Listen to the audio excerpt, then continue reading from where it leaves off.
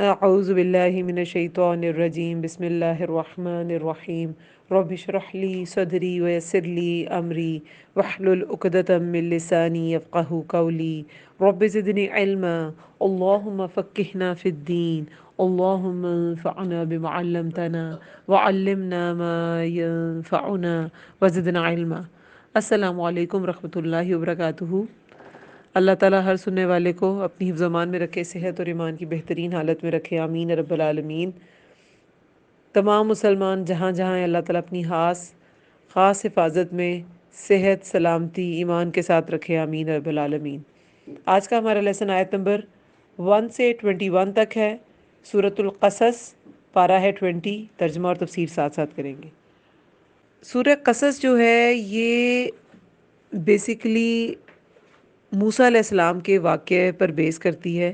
اس کا شان نزول جو ہے وہ ایسے ہی ہے کہ شان نزول ہجرت کے وقت کا بیان کیا جاتا ہے کہ ہجرت کے دوران یہ سورہ نازل ہوئی، اور موسیٰ علیہ السلام کے واقعے کا بھی وہ حصہ جس میں ان کی ملک کو چھوڑنے کا ذکر ہے، وہ حصہ اس سورہ میں بیان کیا جائے گا۔ ویسے تو موسیٰ علیہ السلام کا جو ذکر ہے وہ قرآن میں کم و بیش 124 بار آتا ہے۔ سب سے زیادہ مرتبہ جس نبی کا ذکر قرآن میں کیا گیا وہ موسیٰ علیہ السلام تھے، کیونکہ انہوں نے سب سے زیادہ شدید حالات دیکھے۔ ایک تو فرعون جو تھا وہ بہت زیادہ اس کا غلبہ اور بہت زیادہ سرکش وہ تھا، اور بذات خود نبوت ایک بہت بڑی ذمہ داری ہے اور بہت ہی مشکل کام ہے، اور اس کے ساتھ ساتھ جب آپ اتنی بڑی طاغوتی طاقت کو بھی آپ نے لڑنا ہے، اور اس کے بعد ایک ایسی قوم کو سدھارنا ہے جو بگڑ چکی ہو، بنی اسرائیل کو سیدھی راہ پہ لانا، ان کو دین سکھانا، ان کو خدائے واحد سے متعارف کرانا بھی ایک بہت بڑا مشن تھا اور ایک بہت بڑا کام تھا، اور یہ مشکل ترین کام سارے کے سارے جو ہیں وہ موسیٰ علیہ السلام کے حصے میں آئے۔ اور باقی جو قومیں تھیں جیسے سمود بھی چلے گئے چیخ سے، عاد بھی چلے گئے زلزلے سے، اور نوح علیہ السلام کی جو قوم تھی وہ طوفان نوح میں چلی گئی، لیکن موسیٰ علیہ السلام کی قوم جو تھی بنی اسرائیل، اس نے بار بار نافرمانیاں کی، لیکن ان کو من حیث قوم ختم نہیں کیا گیا۔ بار بار انہوں نے لغزشیں کی، بار بار ان پر عذاب آئے، بار بار ان کی پٹائیاں ہوئیں، کبھی ٹیٹس کے ہاتھوں، کبھی ہٹلر کے ہاتھوں، کبھی بخت نصر کے ہاتھوں، لیکن یہ بار بار سرکشی کرتے تھے، اور آج یہ پھر سرکش ہے۔ آج ہم جو پڑھیں گے انشاءاللہ قصہ کہ فرعون کیسے ان پر ظلم کرتا تھا، آج یہ اپنے وقت کے خود فرعون بنے ہیں۔ جو پریزنٹ ٹائم ہے، ایٹ دا مومنٹ جو فلسطین کے حالات ہیں، اس میں دیکھیں کیا کر رہے ہیں یہ اسرائیل، کیا کر رہا ہے۔ یہ وہی کر رہا ہے جو فرعون ان کے ساتھ کرتا تھا، ان کے بچوں کو قتل کرتا تھا، ان کے مردوں کو قتل کرتا تھا، اور آج یہ خود اس جگہ فرعون بن کے بیٹھے ہیں۔ تو ان کی سرکشی کی وجہ سے بار بار ان کی پٹائی ہوئی، اور یہ کبھی بھی کثرت میں نہیں ہوں گے، یہ کبھی اکثریت میں نہیں ہوں گے۔ یہ اللہ تعالیٰ نے ایک قانون بنا دیا ہے، اور اب یہ دوبارہ سرکش ہیں تو انشاءاللہ انہیں دوبارہ زوال سے دوچار ہونا پڑے گا۔ تو اس سورہ کا سٹارٹ کرتے ہیں۔ اس سورہ اور ذہن میں یہی آپ رکھیں گے کہ اس کا جو مین کردار ہے، مرکزی کردار، مین کیریکٹر، وہ موسیٰ علیہ السلام کے گرد یہ سورہ ریوالو کرتی ہے، انہی کا سارا واقعہ ہے۔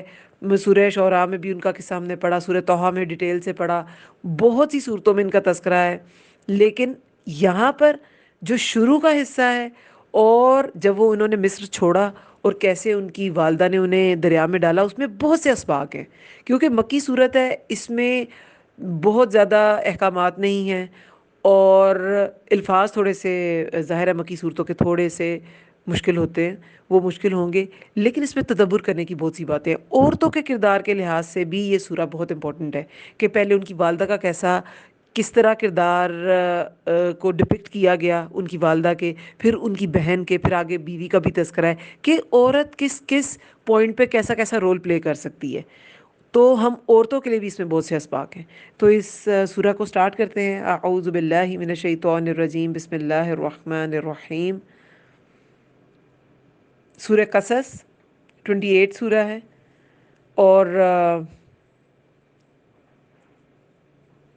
اس کو سٹارٹ کرتے ہیں۔ اعوذ باللہ من الشیطان الرجیم۔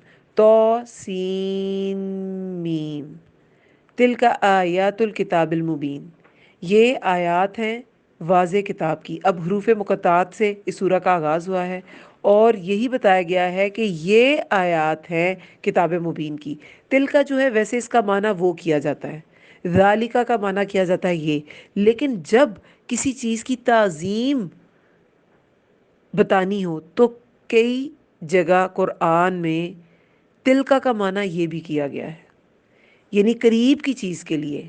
ایک اشارہ بعید ہوتا ہے، ایک اشارہ قریب ہوتا ہے۔ اشارہ قریب جو ہے وہ ذالکا ہے، یہ ذالک الکتاب لا ریب فیہ، اور تلکا جو ہے وہ ہے، اس کا معنی بنتا ہے وہ، یعنی کہ دور کا، اشارہ بعید۔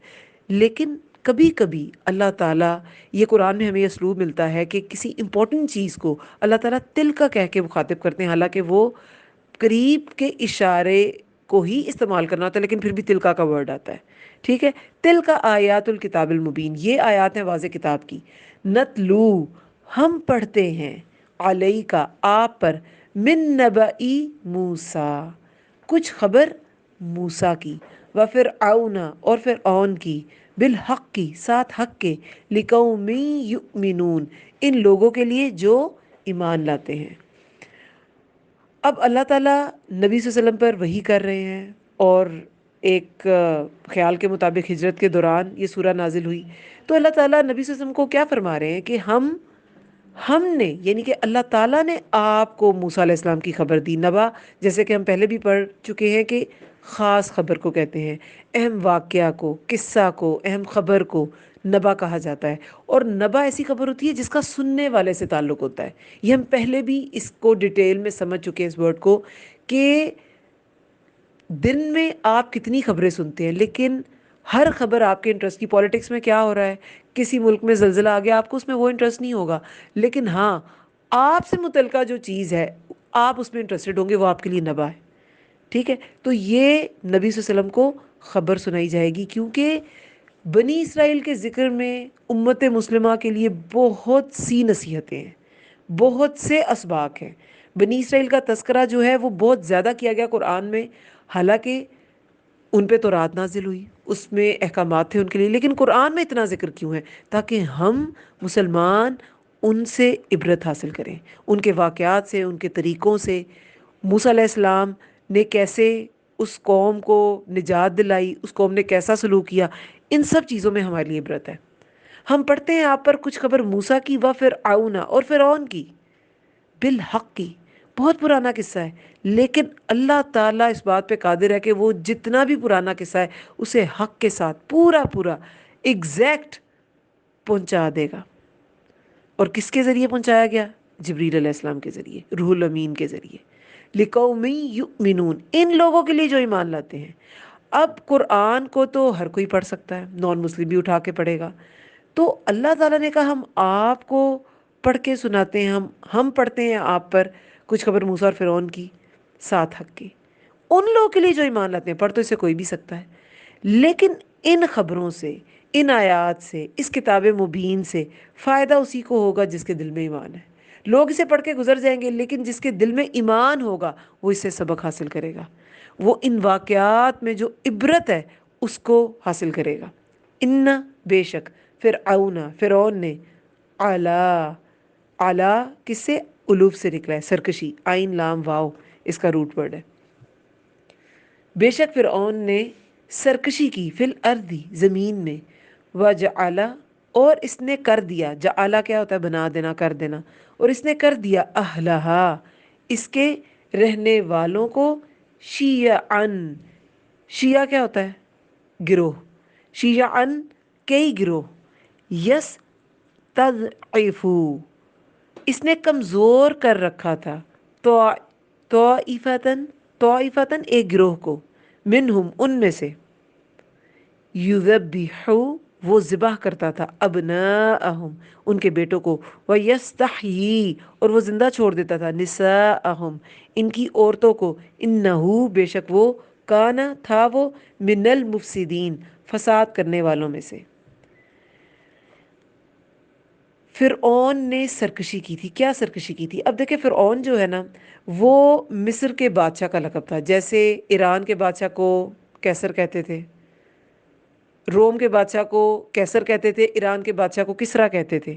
اسی طرح مصر کے بادشاہ کو فرمانروا کو فرعون کہتے تھے، حبشہ کے بادشاہ کو نجاشی کہتے تھے، جو بھی اس کا فرمانروا ہوتا تھا۔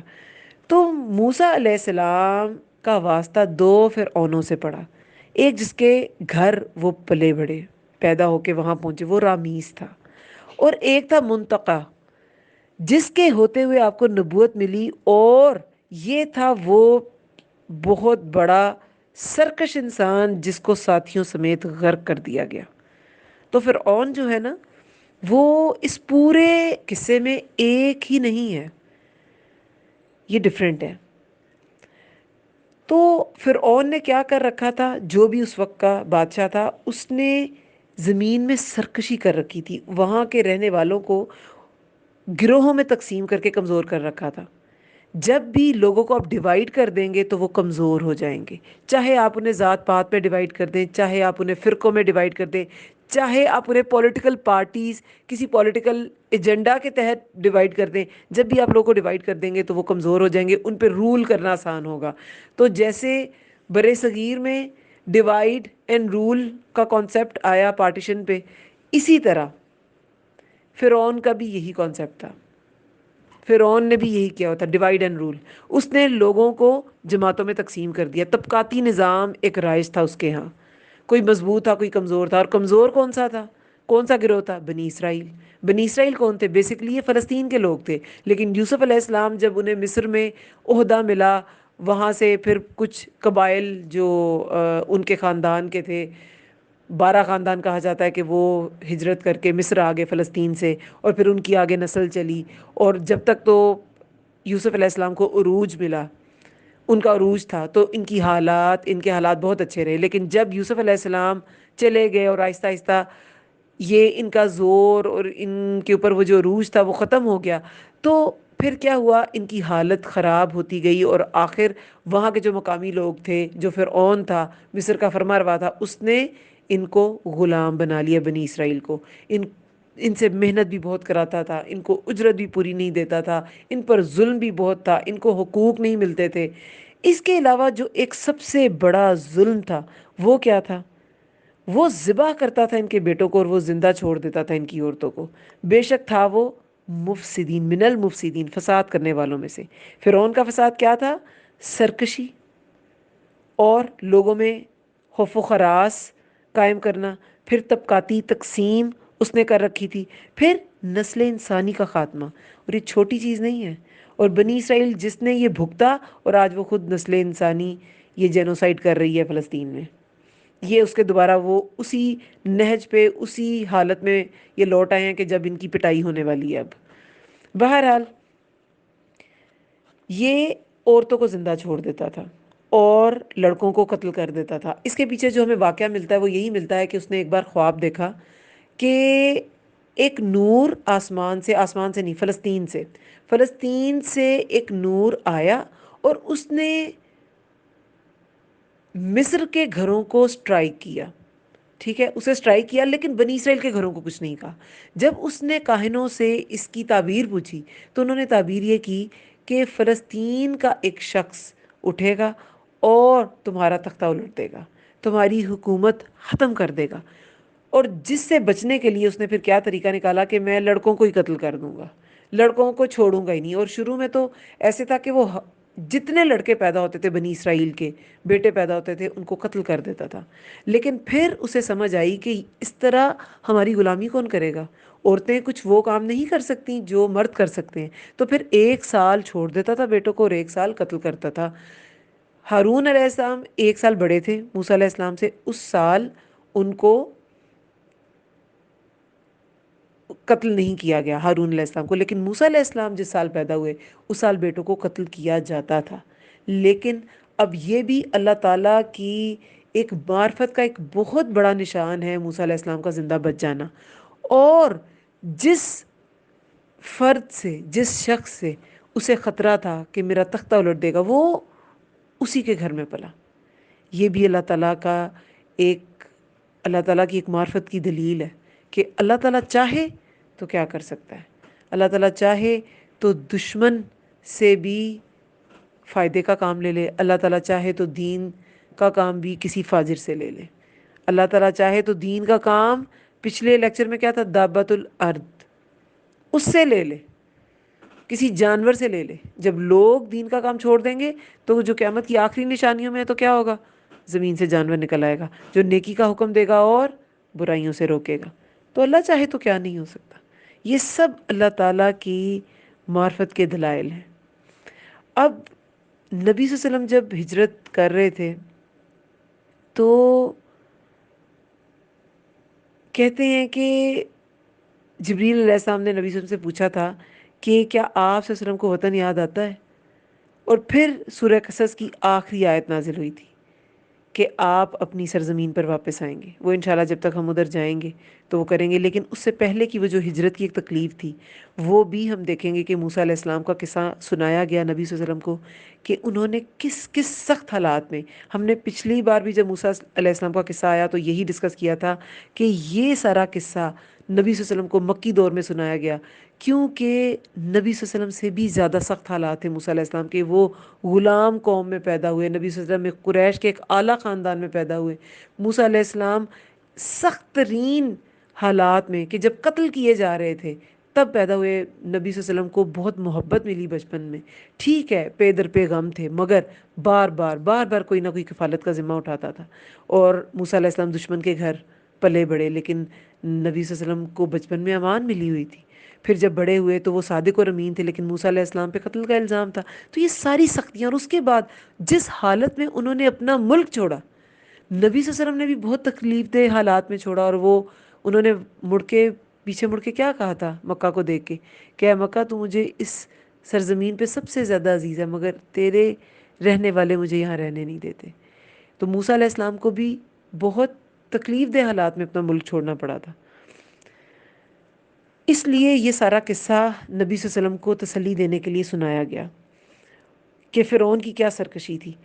اب وہ عورتوں کو قتل، اور دیکھیں جب بھی کسی قوم میں مرد کم رہ جائیں گے اور عورتیں زیادہ ہو جائیں گی تو اس میں اسٹرینتھ ویسے ہی کم ہو جائے گی، کیونکہ جو مرد ایک تحفظ دیتے ہیں وہ عورتوں کے لیے بھی ایک تحفظ کا انتظام ہوتے ہیں. جو تحفظ دیتے ہیں وہ عورتیں مل کے بھی نہیں کر سکتی. اور پھر یہ ان کی غیرت پر بھی ایک وار تھا کہ مردوں کو کم کر دو اور عورتیں زیادہ ہوں، کس کس کو پروٹیکٹ کریں گے.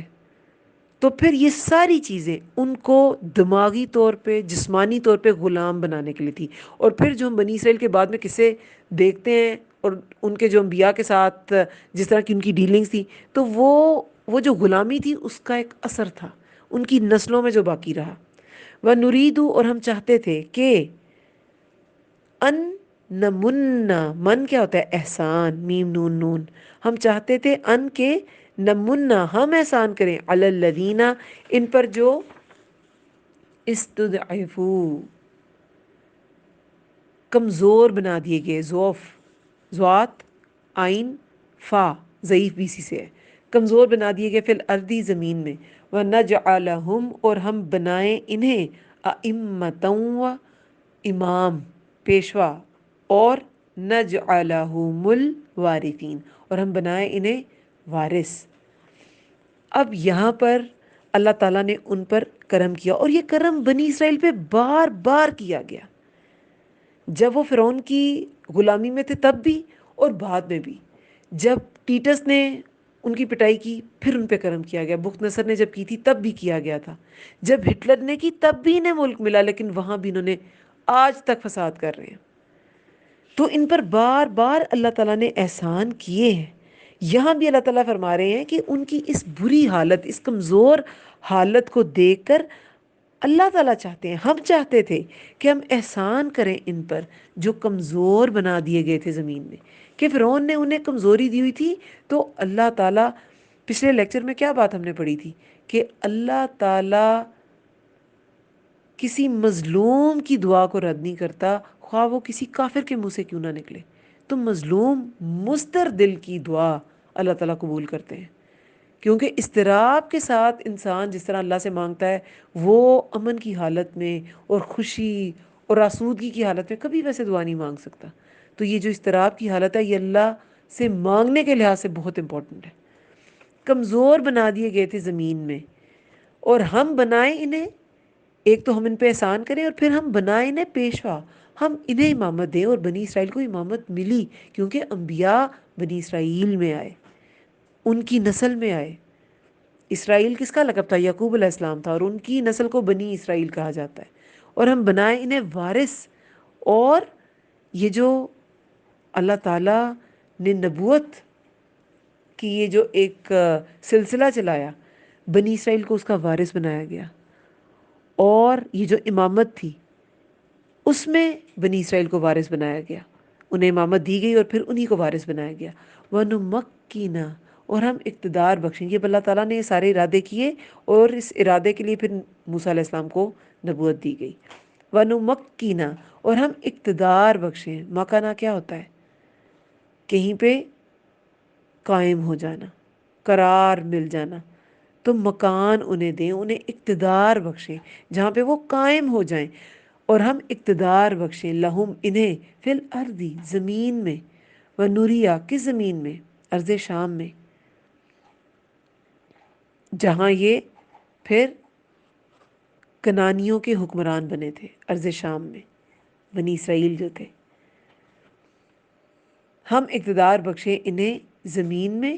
اور ہم ونوریا، اور ہم دکھا دیں فرعون کو، و ہامانا، اور حامان کو، و جنودہما، اور ان دونوں کے لشکروں کو، منہم ان سے، ما جس سے، وہ چیز جس سے، کانو تھے وہ چیز کو بریکٹ میں لکھ لیں، وہ چیز جس سے، کانو تھے وہ، یحذرون وہ ڈرتے. اب اس کا کیا مطلب ہے؟ کہ ہم اقتدار بخشیں انہیں زمین میں. اور فرعون اور حمان جنہوں نے سرکشی کی ہوئی تھی، فرعون تو بادشاہ تھا اور حمان اس کا کیا تھا؟ اس کا سپہ سالار تھا. دونوں نے سرکشی، کیونکہ کام تو سارے آگے جو سالار ہوتے ہیں وہ کرتے ہیں. تو یہ حمان نے اس کی سرکشی میں پورا پورا ساتھ دیا ہوتا، اور سارے جو احکام وہ نافذ کرتا تھا وہ پوری قوت کے ساتھ اس کا نفاذ کرتا تھا. اور ہم دکھا دیں فرعون اور حمان کو، ان دونوں کے لشکروں کو، ان سے وہ چیز جس سے تھے وہ ڈرتے. ڈرتے کس سے تھے؟ حکومت چلی جائے گی. اور اسی حکومت کے ڈر سے، اس کے جانے کے ڈر سے وہ بچوں کا قتل کرتے تھے. کتنی زیادہ، کبھی کتنا گھنونا قسم کا یہ جرم اور گناہ ہے کہ چھوٹے چھوٹے بچوں کو قتل کیا جائے. ہم بچپن سے سنتے آ رہے ہیں تو ہماری زبان پہ چڑھ جاتا ہے کہ بچوں کو قتل. آپ سوچ کے تو دیکھیں بچوں کا قتل، کہ بچوں کو قتل کر دیا جائے پیدا ہوتے ہی. کوئی قصور نہیں ان کا، کوئی گناہ نہیں ان کا، صرف اس کے خواب کی وجہ سے. تو جس ڈر کی وجہ سے وہ ایسے کرتا تھا، وہ پھر بھی اللہ تعالیٰ نے سچ کر دکھانا ہے. تو وہ جو کمزور کیے گئے، ہم انہیں پیشوا بھی بنائیں گے، وارث بھی بنائیں گے، اور زمین میں ان کو اقتدار بھی بخشیں گے. اور جس کا ان کو ڈر ہے نا، فرعون اور حمان کو، ان دونوں کے لشکروں کو ہم وہ دکھائیں گے جس سے یہ ڈرتے ہیں. یہ جو کمزور کیے جاتے ہیں، اس کے بارے میں سورہ اعراف کی 137 آیت میں بھی یہی آتا ہے. اور ہم نے ان لوگوں کو جو کمزور سمجھے جاتے تھے، اس زمین کے مشرق اور مغرب کا وارث بنا دیا، جس میں ہم نے برکت رکھی تھی. یہ مشرق اور مغرب کیا تھے؟ ایک تو دیکھیں، اس سے مراد ارض بابرکت کے مشرقی مغربی حصے ہیں، وہی جہاں پہ موسیٰ علیہ السلام کو نبوت ملی. اور ویسے بھی مشرق اور مغرب جو ہیں وہ ہر زمین کا، جو جہاں بھی انسان کھڑا ہوتا ہے، کوئی نہ کوئی مشرق کوئی نہ کوئی مغرب ہوتا ہے. مختلف اینگل سے مختلف مشرق اور مغرب ہوتے ہیں. تو یہاں پہ جمع کا صیغہ یوز کیا گیا کہ ہم مشارق الارض و مغاربہا، کہ ہم زمین کے مشرقوں اور مغربوں کا ان کو وارث بنا دیں، جس میں ہم نے برکت رکھی تھی بنی اسرائیل کے حق میں. اور بنی اسرائیل کے حق میں آپ کے رب کا اچھا وعدہ پورا ہوا، اس لیے کہ انہوں نے صبر کیا تھا. بما صبروا، جب صبر کیا تھا تو اللہ نے ان کو نجات بھی دی. جب وہ مظلوم تھے اللہ نے انہیں نجات دی، لیکن جب وہ سرکش ہو گئے تو اللہ نے پھر ان کو کھینچا بھی. لیکن یہاں پر ان کے صبر کا ذکر ہے 137 آیت سورہ اعراف میں. انہوں نے صبر کیا تھا، اور ہم نے فرعون اور اس کی قوم کا وہ سب کچھ تباہ کر دیا جو وہ بناتے تھے اور جو وہ اٹھاتے تھے. یعنی کہ محلات جو تھے نا، ان کی عمارتیں جو وہ اٹھاتے تھے، سب کچھ کیا کر دی، ان کو تباہ کر دیا. اور جو رہ گئے جیسے اہرام مصر ہیں، آج تک لوگ سمجھ نہیں سکے کہ یہ اتنے بڑے بڑے بلاکس کیسے رکھے جاتے تھے اور کیسے کنسٹرکشن کرتے تھے۔ پھر وَأَوْحَيْنَا، اور وحی کی ہم نے، الا طرف، موسیٰ، موسیٰ کی ماں کے، ان کے، ارضعیہ، دودھ پلاؤ، رضاعت بھی اسی سے ہے، را ضاد عین اس کا روٹ ورڈ ہے، ارضعیہ، ارضعیہ، دودھ پلاؤ اسے، فَإِذَا، پھر جب، خفتی، خوف ہو تمہیں، علیہ اس پر، فَأَلْقِیہ، تو پھر ڈال دو اسے، القا کرنا کیا ہوتا ہے؟ ڈال دینا، تو پھر ڈال دو اسے، فل یمی، دریا میں، ولا، اور نہ، تخافی، تم ڈرو، ولا، اور نہ، تحزنی، تم غم کرو، انا، بے شک ہم، رادوہ، لوٹا دینے والے ہیں، الیکی، الیکی کیوں کہا گیا؟ الیکا کیوں نہیں کہا گیا؟ کیونکہ یہ موسیٰ علیہ السلام کی والدہ کی بات کی جا رہی ہے، وہ خاتون تھی، اور یہ مذکر کے لیے جیسے جزاک اللہ، مؤنث کے لیے جزاک اللہ ہوتا ہے، اور مذکر کے لیے جزاک اللہ ہوتا ہے، تو کی جو ہے وہ مؤنث کا صیغہ، الی کی، طرف تیرے، ہم لوٹا دینے والے ہیں اسے، الی کی، طرف تیرے، یعنی موسیٰ علیہ السلام کی والدہ کے، وجعلوہ، اور بنانے والے ہیں، جعلہ ہے نا، جعلہ کا مطلب بنانا، اور بنانے والے ہیں اسے، من المرسلین، رسولوں میں سے۔ اب یہاں پر کتنی بشارتیں دے دی گئیں کہ اسے لوٹا بھی دیں گے اور اسے رسول بھی بنائیں گے، کتنی بڑی بات ہے۔ اور یہ جو یم ہے اس کا روٹ ورڈ کیا ہے؟ یا میم، میم دریا کو کہتے ہیں، اور یہ جو ورڈ ہے رادوہ، اس کا روٹ ورڈ ہے را، دال، دال، لوٹا دینا اس کا مطلب ہے۔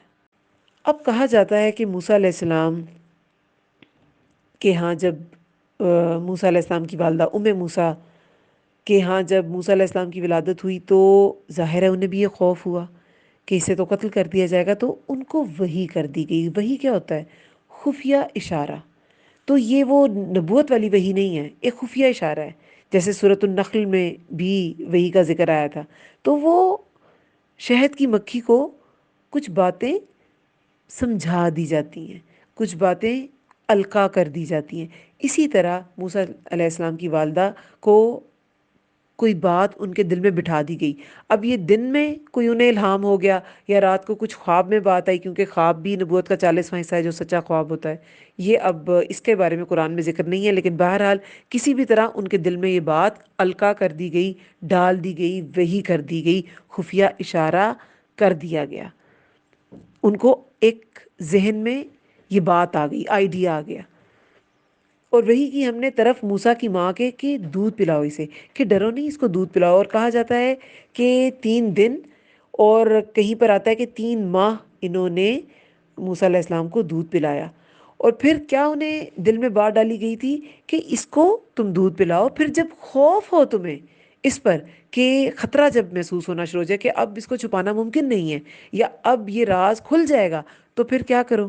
ڈال دو اسے دریا میں، پھر اسے دریا میں ڈال دو، اور نہ تم ڈرو اور نہ تم غم کرو۔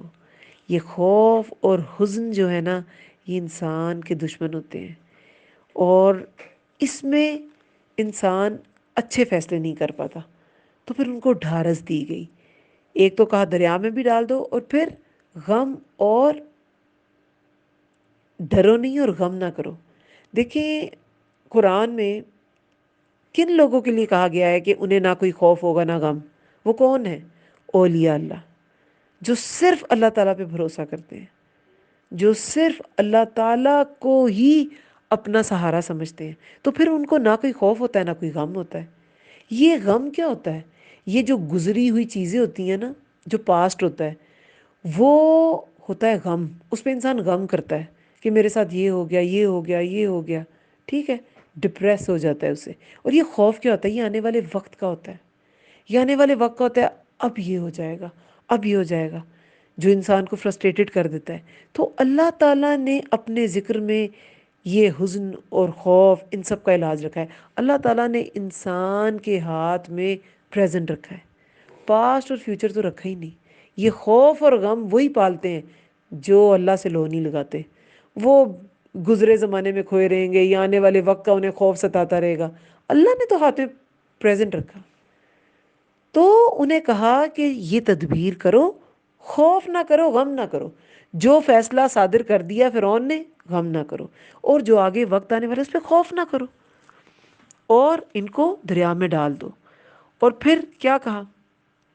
حکم بھی دیے، دو احکامات دیے۔ کیا؟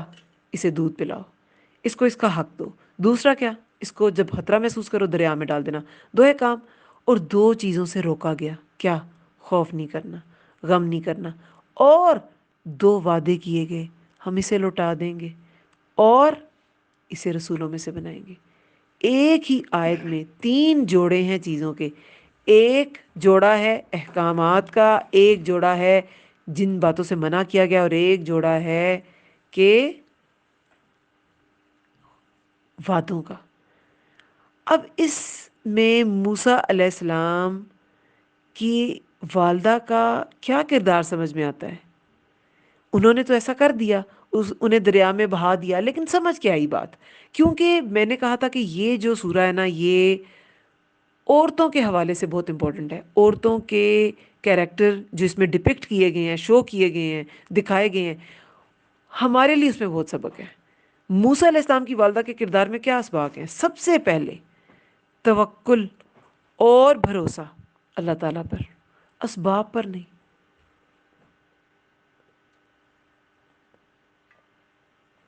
اسباب تو سب موسیٰ علیہ السلام کے لیے خطرے والے تھے، اسباب میں تو کوئی ایسی بات تھی نہیں۔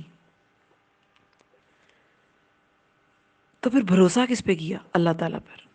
پھر توکل کے ساتھ، یہ بھی ہم آگے پڑھیں گے، تدبیر بھی کی۔ اللہ پہ تو چھوڑا، لیکن پھر موسیٰ علیہ السلام کو ٹوکری میں یا صندوق میں یا جس میں بھی ڈالا، اس میں ڈالا، انہیں محفوظ بھی کیا۔ پھر آگے ہم پڑھیں گے کہ ان کی بہن کو، جسے کہا جاتا ہے کہ ان کا نام مریم تھا، مریم بنت عمران، جیسے عیسیٰ علیہ السلام کی والدہ کا نام بھی مریم تھا نا، اور ان کے والد کا نام عمران تھا، تو کہا جاتا ہے کہ موسیٰ علیہ السلام کے والد کا نام بھی عمران تھا اور ان کی بہن کا نام بھی مریم تھا۔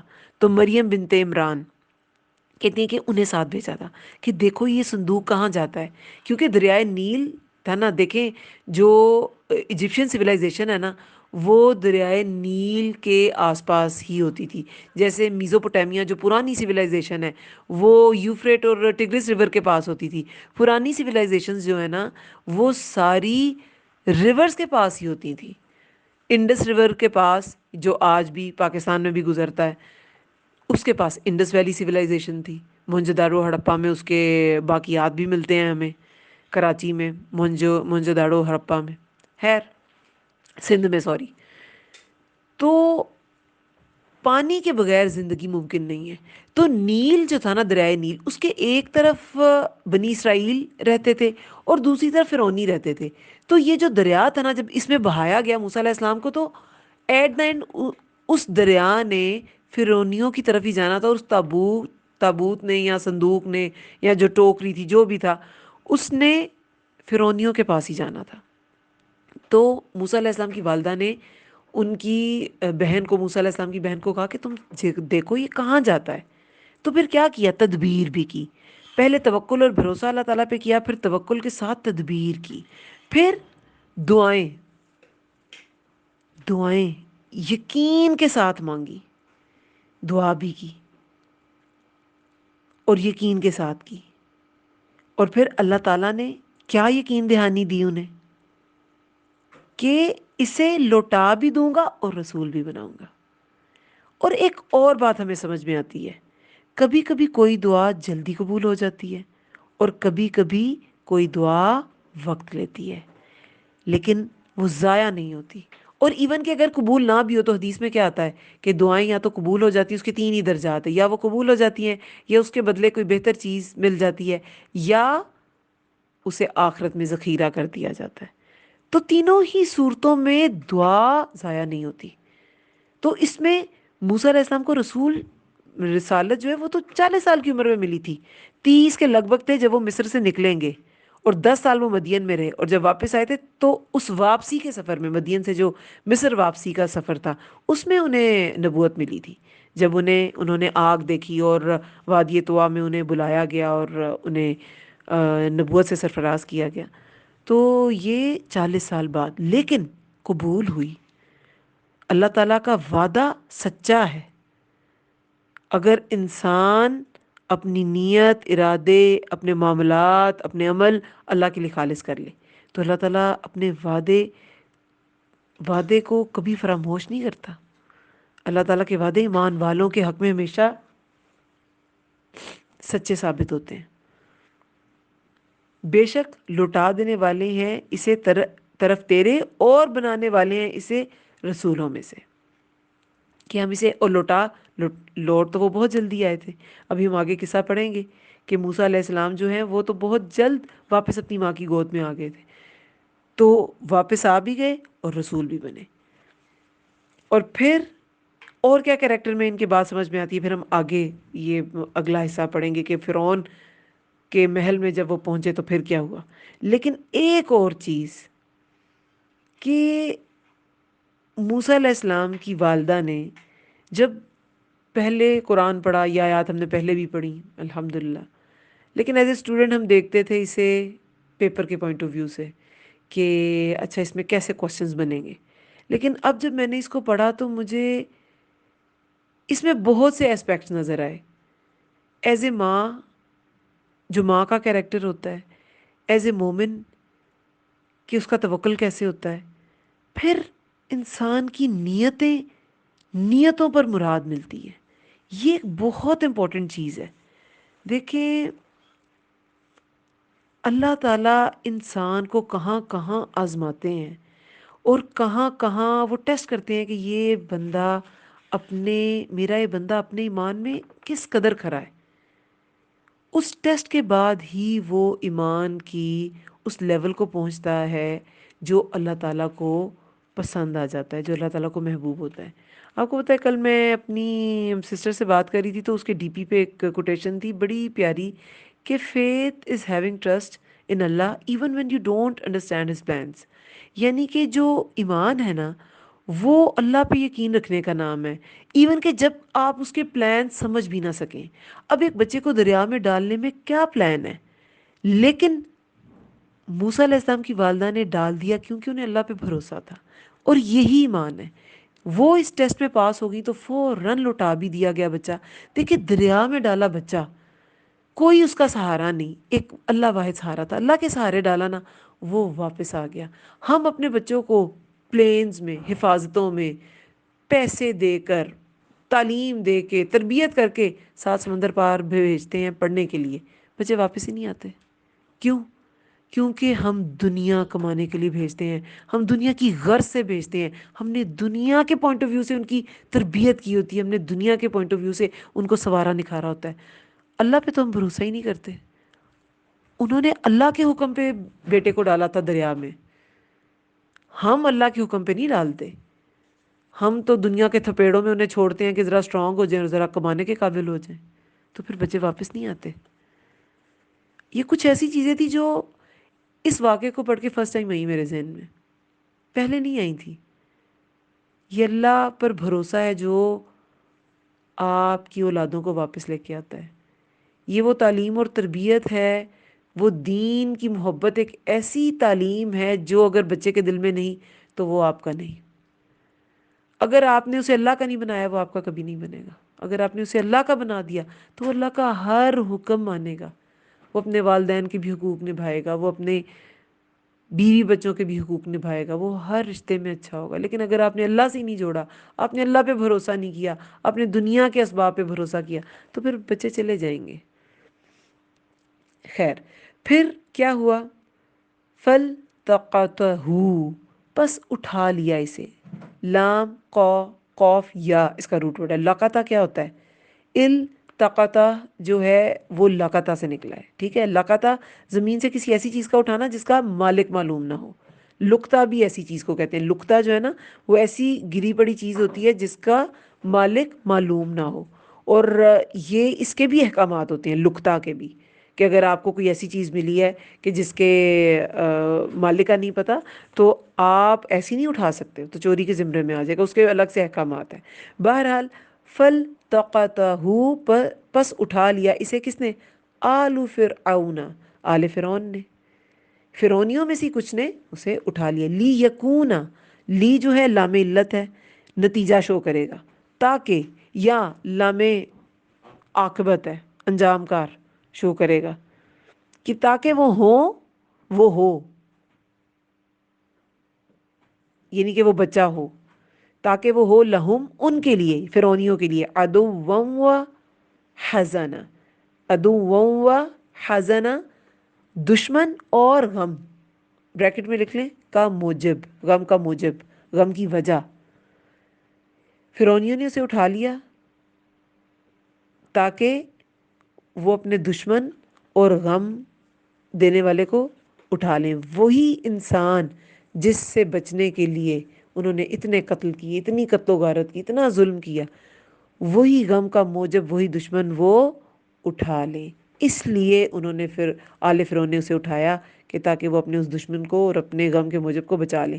ان، بے شک، فرعون، فرعون، و حامان، اور حامان، و جنودہما، اور ان دونوں کے لشکر، ہما تثنیہ کا صیغہ ہے، ان دونوں کے لشکر، جنود جند کی جمع ہے، لشکر، ان دونوں کے لشکر، کانو تھے وہ، خاطئین، خطا کار۔ کیا خطا تھی حامان اور فرعون کی؟ یہ جو ظلم کرتے تھے، یہ جو فساد انہوں نے برپا کر رکھا تھا، اپنے ظلم کے ذریعے وہ اللہ کا مقابلہ کرنا چاہتے تھے، اس کے بارے میں بات ہے کہ بے شک فرعون اور حامان، ان دونوں کے لشکر تھے وہ خطا کار، خاطئین، خاطئ ان کی جمع ہے کہ وہ خطا کار تھے۔ سورہ نوح میں بھی آتا ہے نا کہ اپنی خطاؤں کی وجہ سے وہ غرق کیے گئے، پھر آگ میں ڈالے گئے۔ یہ فرعونیوں کے بارے میں ہی آتا ہے۔ وَقَالَتِ امْرَأَتُ، اور کہنے لگی بیوی، اب یہ کس کی بات ہے؟ حضرت آسیہ علیہ السلام کی۔ اور کہنے لگی بیوی فرعون، امرأۃ فرعون، بیوی فرعون کی، قرۃ، قرہ کیا ہوتی ہے؟ ٹھنڈک، ایسی ٹھنڈک جو اچھی لگے۔ ایک ٹھنڈک ہوتی ہے جیسے جہنم، کہتے ہیں کہ ایک ٹھنڈی ہے اور ایک گرم ہے، ٹھنڈی سے بھی جھلسایا جائے گا لوگوں کو اور گرم سے بھی جھلسایا جائے گا، لیکن یہ وہ ٹھنڈک ہوتی ہے قرہ جو اچھی ہوتی ہے، جو اچھی لگتی ہے۔ اور کہنے لگی بیوی فرعون کی، قرۃ، ٹھنڈک، عین، آنکھوں کی، عین لی، آنکھوں کی، میرے لیے، ولک، اور تیرے لیے۔ یعنی کہ اس کا کیا مطلب ہے؟ آسیہ علیہ السلام کی اولاد نہیں تھی کوئی، تو جب انہوں نے بچے کو دیکھا، کہتے ہیں بڑا خوبصورت بچہ تھا، حالانکہ جب وہ بڑے ہوئے تو کہا جاتا ہے بڑے سٹرونگ تھے اور کمپلیکشن بھی ڈارک تھا، گھنگریالے بال تھے، لیکن بہرحال یہ بھی کہا جاتا ہے کہ وہ جب چھوٹے تھے بچے اور جب فرعون کے دربار میں وہ بچہ لایا گیا، موسیٰ علیہ السلام کو لایا گیا، تو یہ بات نکل پڑی کہ بڑا خوبصورت بچہ آیا ہے۔ تو آسیہ علیہ السلام جن کی اولاد بھی کوئی نہیں تھی، تو انہوں نے فرعون کو کیا سمجھایا، کیا انہیں سجھائی دیا کہ یہ بچہ ہمارے ہاں پلے گا، بڑھے گا، تو ہم سے محبت کرے گا، ہماری آنکھوں کی ٹھنڈک ہوگا، میرے لیے بھی اور تیرے لیے بھی، تو ہم اس کو اڈاپٹ کر لیتے ہیں، ہم اس کو پال لیتے ہیں۔ لا تقتلوہ، تم لا، نہ، تا تم کے لیے، قتلو، قتل کے لیے، ہو، اسے، نہ تم قتل کرو اسے، آسا، امید ہے،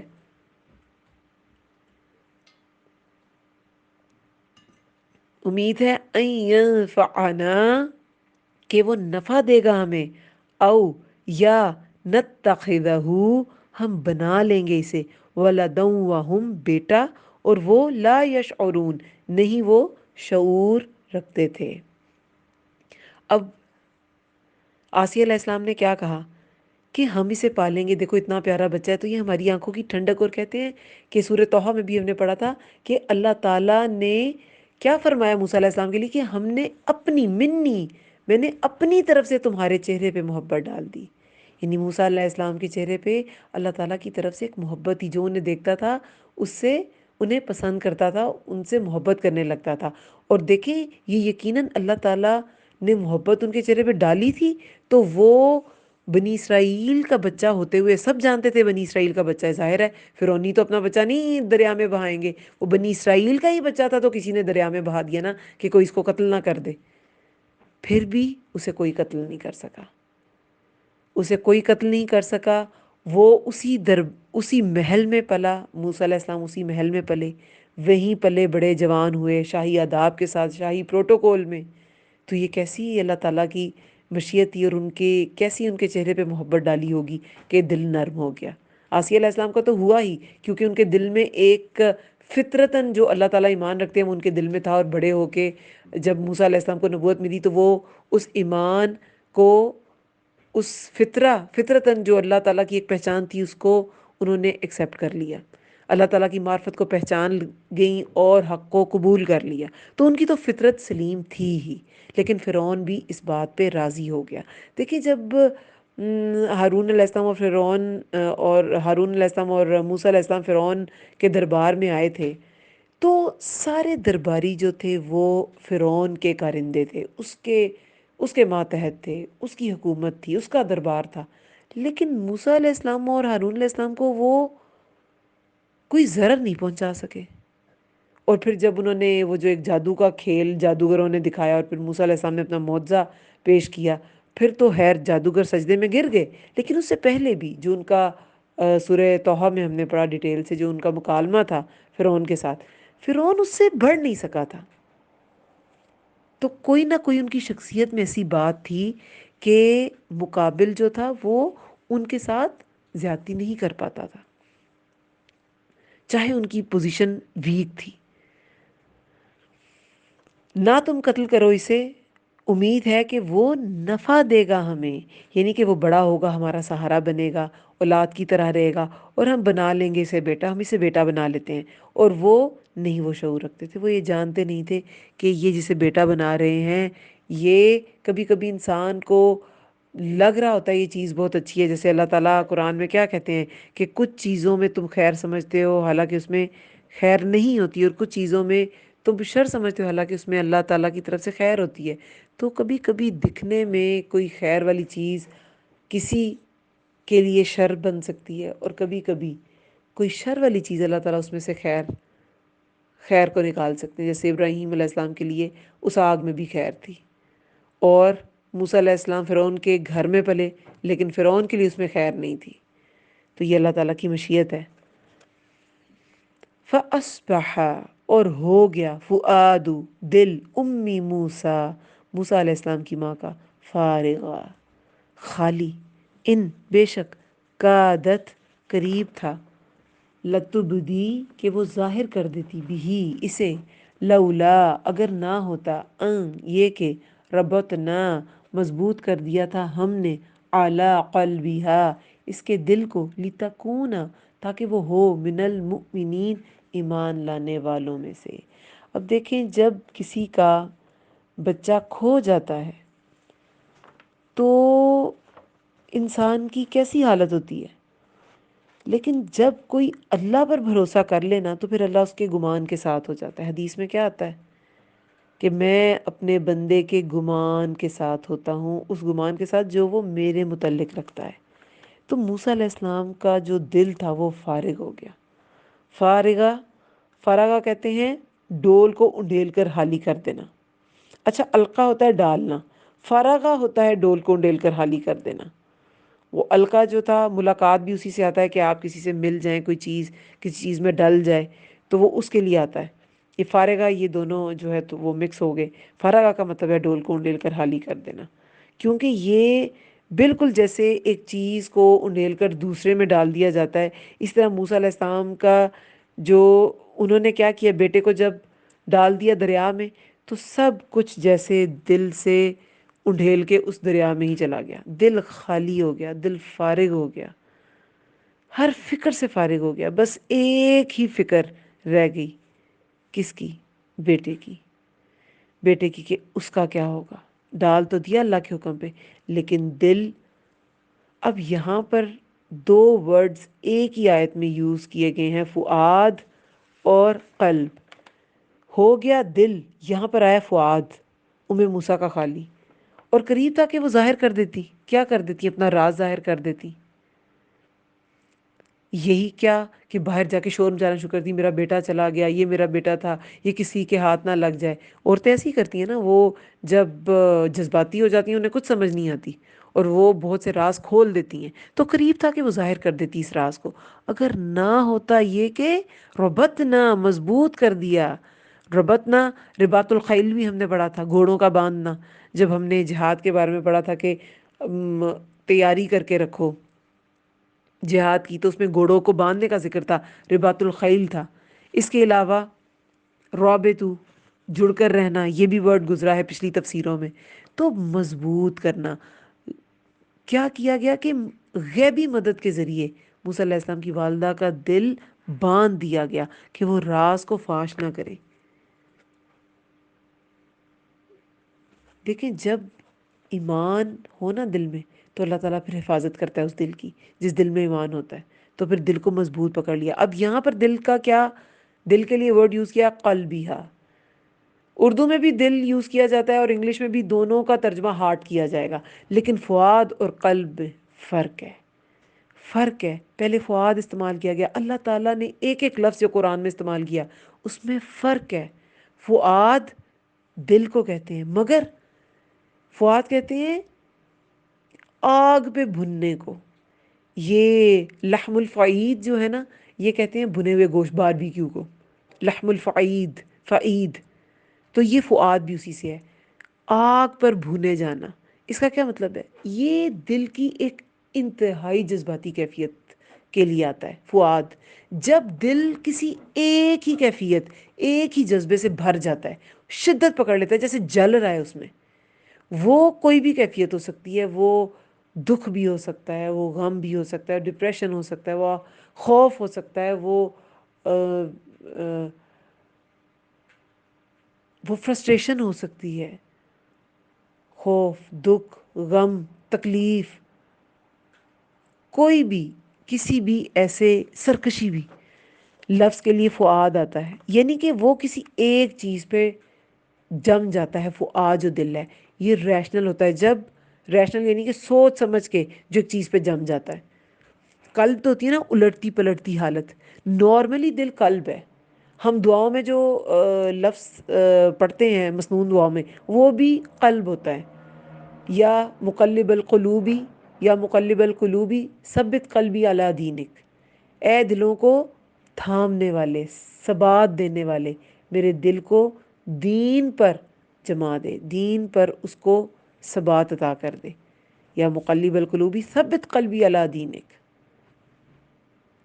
تو قلب جو ہے نا، وہ نارملی قلب ورڈ یوز کیا جاتا ہے.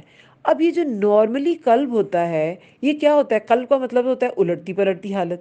ایکچولی یہی حالت جو ہے نا، یہ دل کی نارمل حالت ہے، الٹتی پلٹتی. ایک ہی جب ہوگی تو وہ فؤاد ہے. اور جب قرآن میں کہا گیا کہ تمہارا حساب لیا جائے گا، تمہارے اعمال کا حساب لیا جائے گا اور تمہارے دل کا حساب لیا جائے گا، تو وہاں بھی ورڈ فؤاد یوز کیا گیا.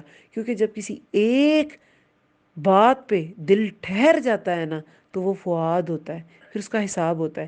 ہاں جب الٹتی پلٹتی حالت ہے، وہ مومن کی بھی ہوتی ہے. مومن کی الٹتی پلٹتی حالت ہوتی ہے، وہ اس کا دل جب الٹتا ہے تو وہ پلٹ کے واپس اللہ کی طرف بھی آتا ہے. یہ ایک نارمل چیز ہے الٹنا پلٹنا. تو وہ نارمل حالت میں جب آ جائے نا، وہ ہے قلب. تو یہاں پر کہا گیا، اللہ تعالیٰ نے کیا فرمایا ہے کہ ہو گیا فؤاد موسیٰ کا فارغہ. یعنی اس کا دل جل رہا تھا، فارغ ہو گیا، سب کچھ ختم ہو گیا. کیا، کس بات پہ بس تپش تپتا رہ گیا دل؟ کس بات سے بھر گیا دل؟ فارغ ہو گیا ہر فکر سے، صرف موسیٰ علیہ السلام کی فکر سے. اور قریب تھا کہ وہ راز کھول دیتی، اگر نہ ہوتا کہ ہم اس کے دل کو مضبوط کر دیا ہم نے. اللہ تعالیٰ نے موسیٰ علیہ السلام کی والدہ کے قلب کو تھام لیا. اب یہ قلب کیا ہے؟ یعنی کہ وہ جو ایک آگ سی ان کے دل میں لگی تھی کہ میرا بیٹا چلا گیا، وہ حالت پلٹا دی گئی، اس کو باندھ دیا گیا، وہ حالت پلٹ آئی، دوبارہ نارمیلٹی کی طرف وہ آ گئی. الٹ پلٹ ہو گیا دل، نارمل ہو گیا دل، یہ کہ مضبوط کر دیا ہم نے. تو یہاں پہ اللہ تعالیٰ نے کہا علی قلبہا، مضبوط کر دیا تھا ہم نے اس کے دل کو، لتکونا، تاکہ وہ ہو من المؤمنین، تاکہ وہ ایمان لانے والوں میں سے ہو جائے. دل کی کیفیت کا علاج اللہ تعالیٰ کے پاس ہے، اور جب دل کی کیفیت کا علاج اللہ تعالیٰ کرتے ہیں تو پھر اس کے نتیجے میں دل کو کیا ملتا ہے؟ ایمان. ایمان اطمینان، ایمان ہی اطمینان ہے. آزمائش تو ہر مومن پہ ہوتی ہے، لیکن جو اپنے قلب کو اللہ تعالیٰ کی طرف موڑ دیتا ہے اس کے دل میں ایمان سلامت رہتا ہے. ورنہ آزمائشیں کبھی کبھی انسان کے ایمان کو لے جاتی ہیں. جو اپنی آزمائشوں میں فیل ہو جاتے ہیں، ٹیسٹ کو فیل کر دیتے ہیں، وہ پھر ان دلوں میں ایمان نہیں رہتا. بہت سے گناہ ایسے ہیں جس میں ایمان نہیں رہتا. وہ کیا ہوتا ہے؟ آزمائش آتی ہے، فیل ہو جاتے ہیں تو ایمان نہیں رہتا. وقالت، اور وہ کہنے لگی، لی اختہ، اس کی بہن سے، قصی ہی، پیچھے جا اس کے. قاف صاد صاد، قصہ بیسی سے ہے، سورہ قصص ہے، قصہ بیسی سے ہے. قصہ بھی کیا ہوتا ہے؟ ایک انسیڈنٹ کے بعد دوسرا انسیڈنٹ، ایک واقعہ کے بعد دوسرا واقعہ، ایک واقعہ دوسرے واقعے کا پیچھا کرتا ہے. تو قصی پیچھا کرنے کی سینس میں بھی ورڈ یوز ہوتا ہے. اور وہ کہنے لگی اس کی بہن سے، یعنی موسیٰ علیہ السلام کی بہن سے، پیچھے جا اس کے. قصی ہی، پیچھے جا اس کے. کس کے؟ موسیٰ علیہ السلام کے پیچھے جا. فبصرت، پھر وہ دیکھتی رہی، بھی اسے، عن جنوب، دور سے. جنوب جو ہے نا وہ دو معنوں میں استعمال ہوتا ہے. ایک تو دور ہونا، اگر مخالف سمت میں جا رہا ہے تو اس کا معنی ہوگا دور ہونا. اور ایک معنی ہے قریب ہونا، اگر موافق سمت میں آ رہا ہے تو اس کا مطلب ہے قریب ہونا. تو یہاں پر کیا ہے؟ دور کی سینس ہے. ٹھیک ہے. ویسے مصدر جیم نون با ہی ہے، جنب ہی ہے. مصدر ہوتا ہے کسی کام کا نام، اسی سے پھر سارے افعال، فعل بھی نکلتے ہیں اور سارے اسم بھی نکلتے ہیں. مصدر اسم ہوتا ہے. ٹھیک ہے. کام کا نام ہے نا تو وہ اسم ہی ہوتا ہے. اور یہ دور ہونا، قریب ہونا، یہ بھی قریب ہونا یا دور ہونا کام کا نام ہے. ٹھیک ہے.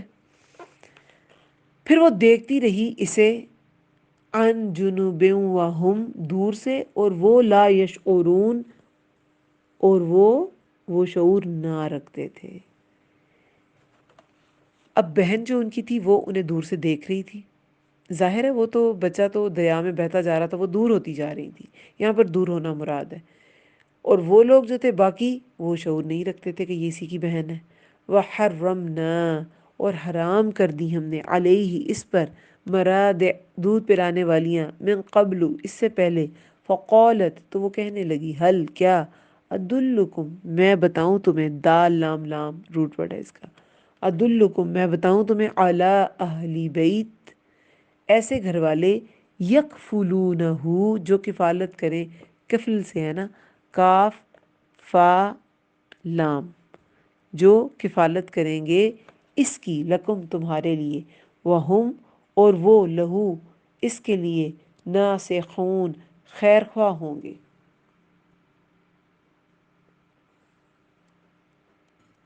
بچے کو پالنے کے لیے صرف اس کو دودھ پلانا یا اس کی کفالت، اس کو کھلانا پلانا کافی نہیں ہے.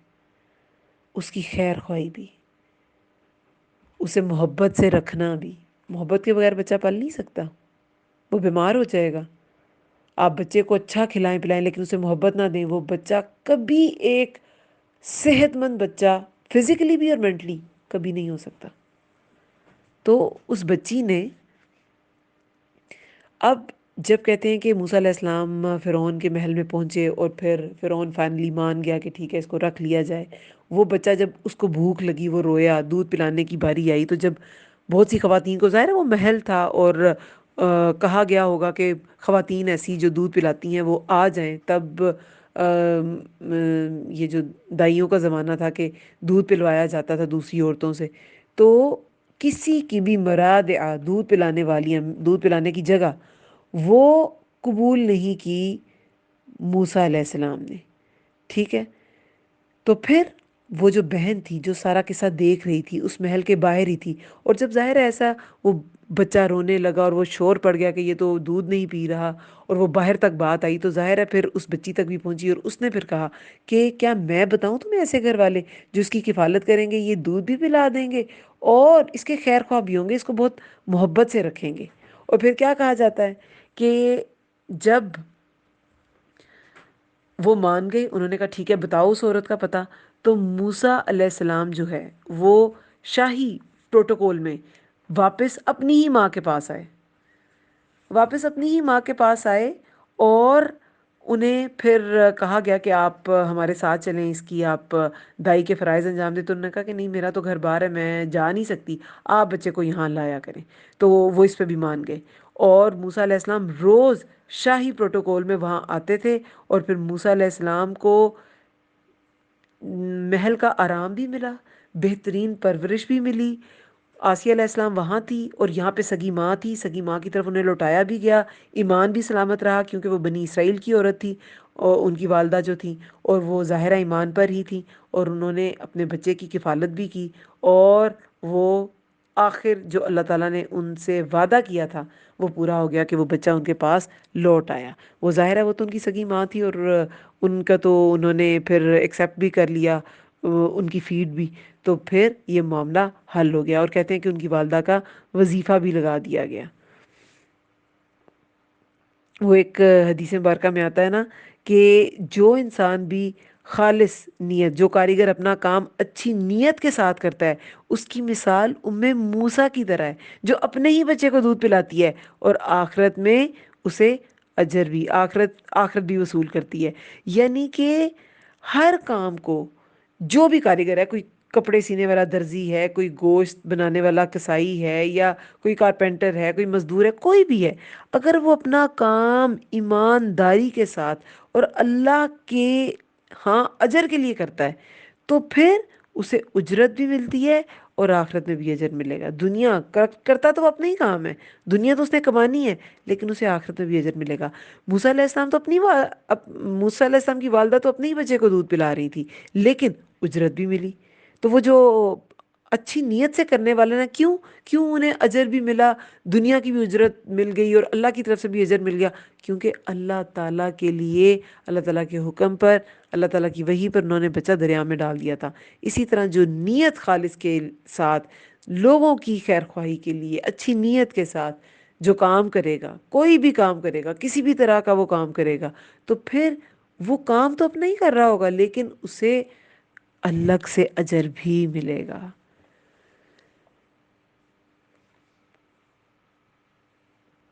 اس کے بعد اور وہ ہوں لہو ناصحون، اس کے لیے خیر خواہ، فرددناہ تو لٹا دیا ہم نے اسے الی امہ طرف اس کی ماں کے، کئی تاکہ تقر ٹھنڈی ہو، عینہا آنکھیں اس کی، ولا اور نہ تحزن وہ غمگین ہو، ولتعلم اور تاکہ وہ جان لے، انا یقیناً وعد اللہ وعدہ اللہ کا، حق سچا ہے، ولیکن اور لیکن اکثرہم اکثر ان کے، لا یعلمون نہیں وہ جانتے۔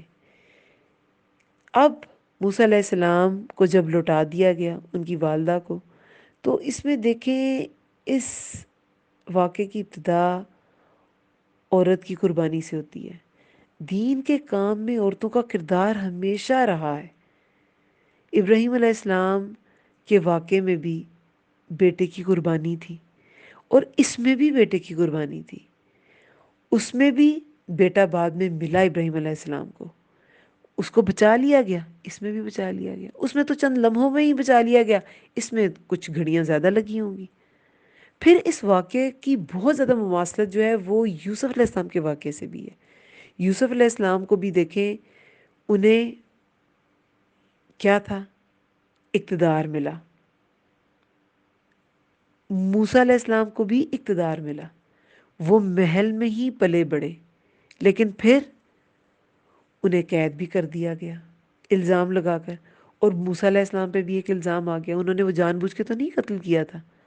پھر یوسف علیہ السلام 40 سال رہے اس میں قید خانے میں، اور موسیٰ علیہ السلام بھی 10 سال بعد، یعنی 40 سال یوسف علیہ السلام کو بھی تقریباً اسی دور میں 40 سال کے لگ بھگ نبوت ملی، اور موسیٰ علیہ السلام کو بھی، یوسف علیہ السلام کو بھی اور موسیٰ علیہ السلام کو بھی اسی تقریباً اسی ایج گروپ میں ہی تھے وہ جب انہیں نبوت ملی، کیونکہ 30 سال کے 30 یا 33 آتا ہے نمبر، مطلب لگ بھگ اتنے ہی ارلی 30s میں تھے جب وہ قتل کا الزام لگا اور وہ نکلے مصر سے، اور جب واپس لوٹے تو وہ 40 ایئرس کے تھے، 8 یا 10 سال رہے نا، تو پھر اتنی ہی تقریباً مدت بنتی ہے، 40 یا کچھ 1-2 سال کا فرق ہوگا۔ تو یہ بہت سی مماثلتیں ہیں، ہر پیغمبر آزمایا گیا، ہر پیغمبر کو مشکلوں میں ڈالا گیا، اس کی ٹریننگ کی گئی، اور پھر اس کو نبوت ملی۔ ابراہیم علیہ السلام کی بھی بہت زیادہ انہوں نے اپنی قوم کی طرف سے سختی دیکھی، یوسف علیہ السلام نے بھی اتنی لمبی قید دیکھی، موسیٰ علیہ السلام نے 10 سال جلا وطنی دیکھی، اور پھر ان سب چیزوں کے بعد وہ ایسے ٹرین ہوئے تھے کہ محل میں پلے بڑے تو محل کے آداب آ گئے، مصریوں کی ساری باتیں پتہ چل گئیں، ان کا رہن سہن سب کچھ پتہ چل گیا، کیونکہ بعد میں انہیں کو آ کے تبلیغ بھی کرنی تھی، لیکن سختیاں نہیں تھی زندگی میں۔ تو جب وہ مدین چلے گئے تو وہاں پھر انہوں نے بھیڑ بکریاں بھی چرائیں، اور اس سے پھر ان میں ایک لیڈرشپ کوالٹی آ گئی۔ بھیڑ بکریوں کے بارے میں کیا آتا ہے کہ کوئی نبی ایسا نہیں گزرا کہ جس نے بھیڑ بکریاں نہ چرائی ہوں، کیونکہ جب ان کو ایک بالکل بے عقل جانور کو جب انسان کنٹرول کر لیتا ہے تو پھر عقل والوں کو کنٹرول کرنے کی بہت سے انسان کو گر خود بخود آ جاتے ہیں۔ خیر، لیکن اکثر لوگ اس کا علم نہیں رکھتے کہ اللہ تعالیٰ اپنے وعدے کو سچا کرتا ہے۔ ماں کو تو اسی وقت لوٹا دیا، میں نے کہا تھا نا کہ دو جو وعدے کیے اللہ تعالیٰ نے، ایک دعا تو فوراً قبول ہوئی، ایک جو وعدہ تھا اللہ کا وہ فوراً سچا ہو گیا، اور ایک جو ہے وہ کچھ سال بعد، وہ 40 سال کی عمر میں سچا ہوا کہ اس کو ہم رسول بنائیں گے۔ پھر 14 آیت میں وَلَمَّا، اور جب بالغا پہنچا اشدہ اپنی جوانی کو، وستوا اور وہ توانا ہو گیا، آتیناہ عطا کی ہم نے اسے، حکما و علما حکمت اور علم، وکذالک اور اسی طرح نجزی المحسنین ہم بدلہ دیتے ہیں احسان کرنے والوں کو۔ دیکھیں، پہلے اللہ تعالیٰ نے اپنا وعدہ سچا کر دکھایا، اللہ تعالیٰ نے موسیٰ علیہ السلام کی والدہ کی آنکھوں کو ٹھنڈا کر دیا۔ وہی والی بات کہ اللہ تعالیٰ تو بندے کے گمان کے ساتھ ہوتا ہے نا، تو پھر گمان جیسا تھا اور تو ان کو مراد بھی ویسے ہی ملی، جیسی ان کی نیت تھی ان کو ویسی مراد ملی۔ حدیث میں آتا ہے کہ 40 خصلتیں ہیں جن میں سب سے اعلیٰ و عرفہ دودھ دینے والی بکری کا ہدیہ کرنا ہے۔ جو شخص ان میں، اب یہ ساری خصلتوں کی بات ہو رہی ہے، جو شخص ان میں سے کسی بھی خصلت پر ثواب کی نیت اور اللہ کے وعدے کو سچا سمجھتے ہوئے، کیونکہ ان سب خصلتوں پہ کیا ہے، بہت زیادہ اجر ہے نا، تو یہ کہا گیا کہ کسی بھی خصلت پر ثواب کی نیت اور اللہ کے وعدے کو سچا سمجھتے ہوئے عمل کرے گا تو اللہ تعالیٰ اس کی وجہ سے اسے ضرور جنت دے گا۔ ان 40 خصلتوں کے بارے میں ہے، یہ بخاری کی حدیث ہے۔ تو اسی طرح جب اللہ پر یقین کرتے ہوئے انسان کسی وعدے، کسی بھی حکم کو اللہ کے مانتا ہے، اللہ پہ یقین کرتے ہوئے، اللہ پہ توکل کرتے ہوئے، تو اسے جنت میں اللہ تعالیٰ داخل کرتا ہے۔ اللہ تعالیٰ پر بھروسہ کر کے موسیٰ علیہ السلام کی والدہ نے جب بچے کو ڈال دیا تو پھر وہ بچہ بھی واپس آ گیا اور آخرت میں بھی اجر مل گیا۔ یہ نیت اور ارادہ اتنا زیادہ امپورٹنٹ ہے، بچہ تو مل ہی گیا لیکن آخرت کا بھی اجر مل گیا۔ اور پھر جب وہ جوانی کو پہنچے اور توانا ہو گئے تو اللہ تعالیٰ نے انہیں کیا عطا کیا، حکم و علم، حکمت اور علم، اور اسی طرح محسنوں کو جزا دی جاتی ہے۔ محسنوں کو جزا کیا ملتی ہے؟ حکمت اور علم۔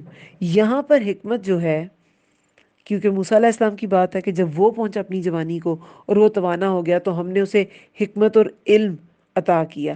حکمت سے مراد یہاں پر آپ کہہ لیں کہ نبوت، سب سے پہلے تو نبوت ہے، دانائی ہے، قوت فیصلہ ہے، اور علم سے مراد علم ہے۔ نبوت علم، قوت فیصلہ، دانائی، یہ سب حکمتیں ہیں جو موسیٰ علیہ السلام کو دی گئیں. اور محسن جو ہوتے ہیں نا، جو احسن طریقے پہ عمل کرتے ہیں، جو تھوڑے کے بدلے زیادہ دیتے ہیں. اب یوسف علیہ السلام کو بھی محسن کہا گیا، یہاں پہ موسیٰ علیہ السلام کو بھی محسن کہا گیا ہے. تو ان کا بدلہ ہم دیتے ہیں اسی طرح. اب دیکھیں موسیٰ علیہ السلام کے کیس میں تو حکم جو ہے وہ نبوت ہے، دانائی ہے، قوت فیصلہ. لیکن عام انسان کو جب وہ محسن کے درجے پہ فائز ہو جائے تو پھر اسے کیسے حکمت اور علم، کیسے اسے محسن کے درجے پہ فائز کرتا ہے، کیسے اسے حکمت اور علم ملتی ہے، اس کے کیا سورسز ہیں. ایک انشاءاللہ لیکچر آخرت سیریز میں آئے گا، صالحین کا ساتھ اور حکمت کی دعا. اس میں اس کو الحمدللہ بہت اچھا ایلیبریٹ کیا. انشاءاللہ اپلوڈ ہونے میں ٹائم لگ رہا ہے، کچھ لیکچرز ہیں وہ اپلوڈ ہونے والے ہیں، ان میں سے وہ بھی ایک ہے. تو اس میں حکمت جو ہے نا عام انسان کو کیسے ملتی ہے، اس کا سارا پروسیجر ایلیبریٹ کیا گیا ہے. سب سے پہلے علم، سب سے پہلے علم دین کا اور دنیا کا. موسیٰ علیہ السلام کو بھی تو دیا گیا نا، علم دیا گیا اور حکمت دی گئی، یعنی کہ نبوت اور قوت فیصلہ دی گئی. تو انہیں بھی علم دیا گیا. دنیا کا علم کیسے؟ شاہی زندگی کا علم. اور پھر علم دین بھی ملا اپنی ماں سے، کیونکہ وہ مومنہ تھی، ان کی گود میں ہی وہ پلے بڑھے. پھر انہیں حکمت، جب شاہی زندگی گزارنے کی حکمت بادشاہت انہیں مل گئی، پھر انہیں وہاں پہ مدین میں کچھ 10 سال رکھا گیا، اور الگ لیڈرشپ کی کوالٹیز، ان سختیوں نے ان میں الگ طرح کی کوالٹیز پیدا کی. تو یہ سارا انہیں علم دیا گیا، اور اسی کی وجہ سے پھر ان میں قوت فیصلہ پیدا ہوئی. جتنا زیادہ انسان میں علم ہوتا ہے نا، اتنا زیادہ وہ اسٹرانگ ڈیسیژن میکر بنتا ہے.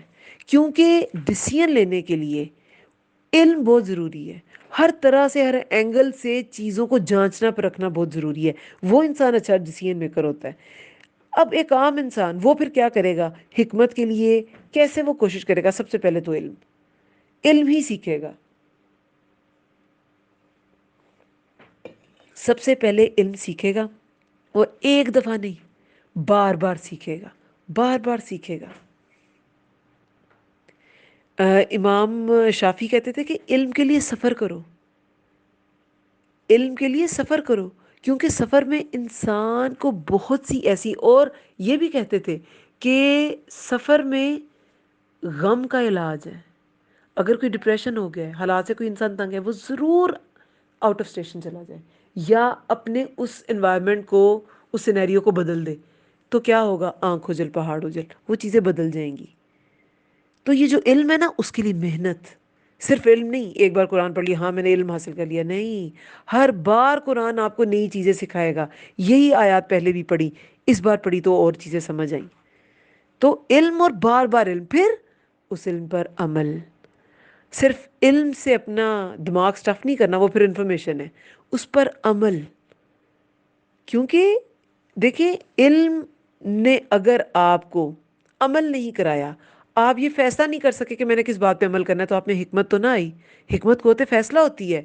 رائٹ ٹائم پہ رائٹ ڈیسیژن، رائٹ ٹائم پہ رائٹ بات کرنا، درست وقت پہ درست موقع پہ درست بات کرنا، یہی حکمت ہے.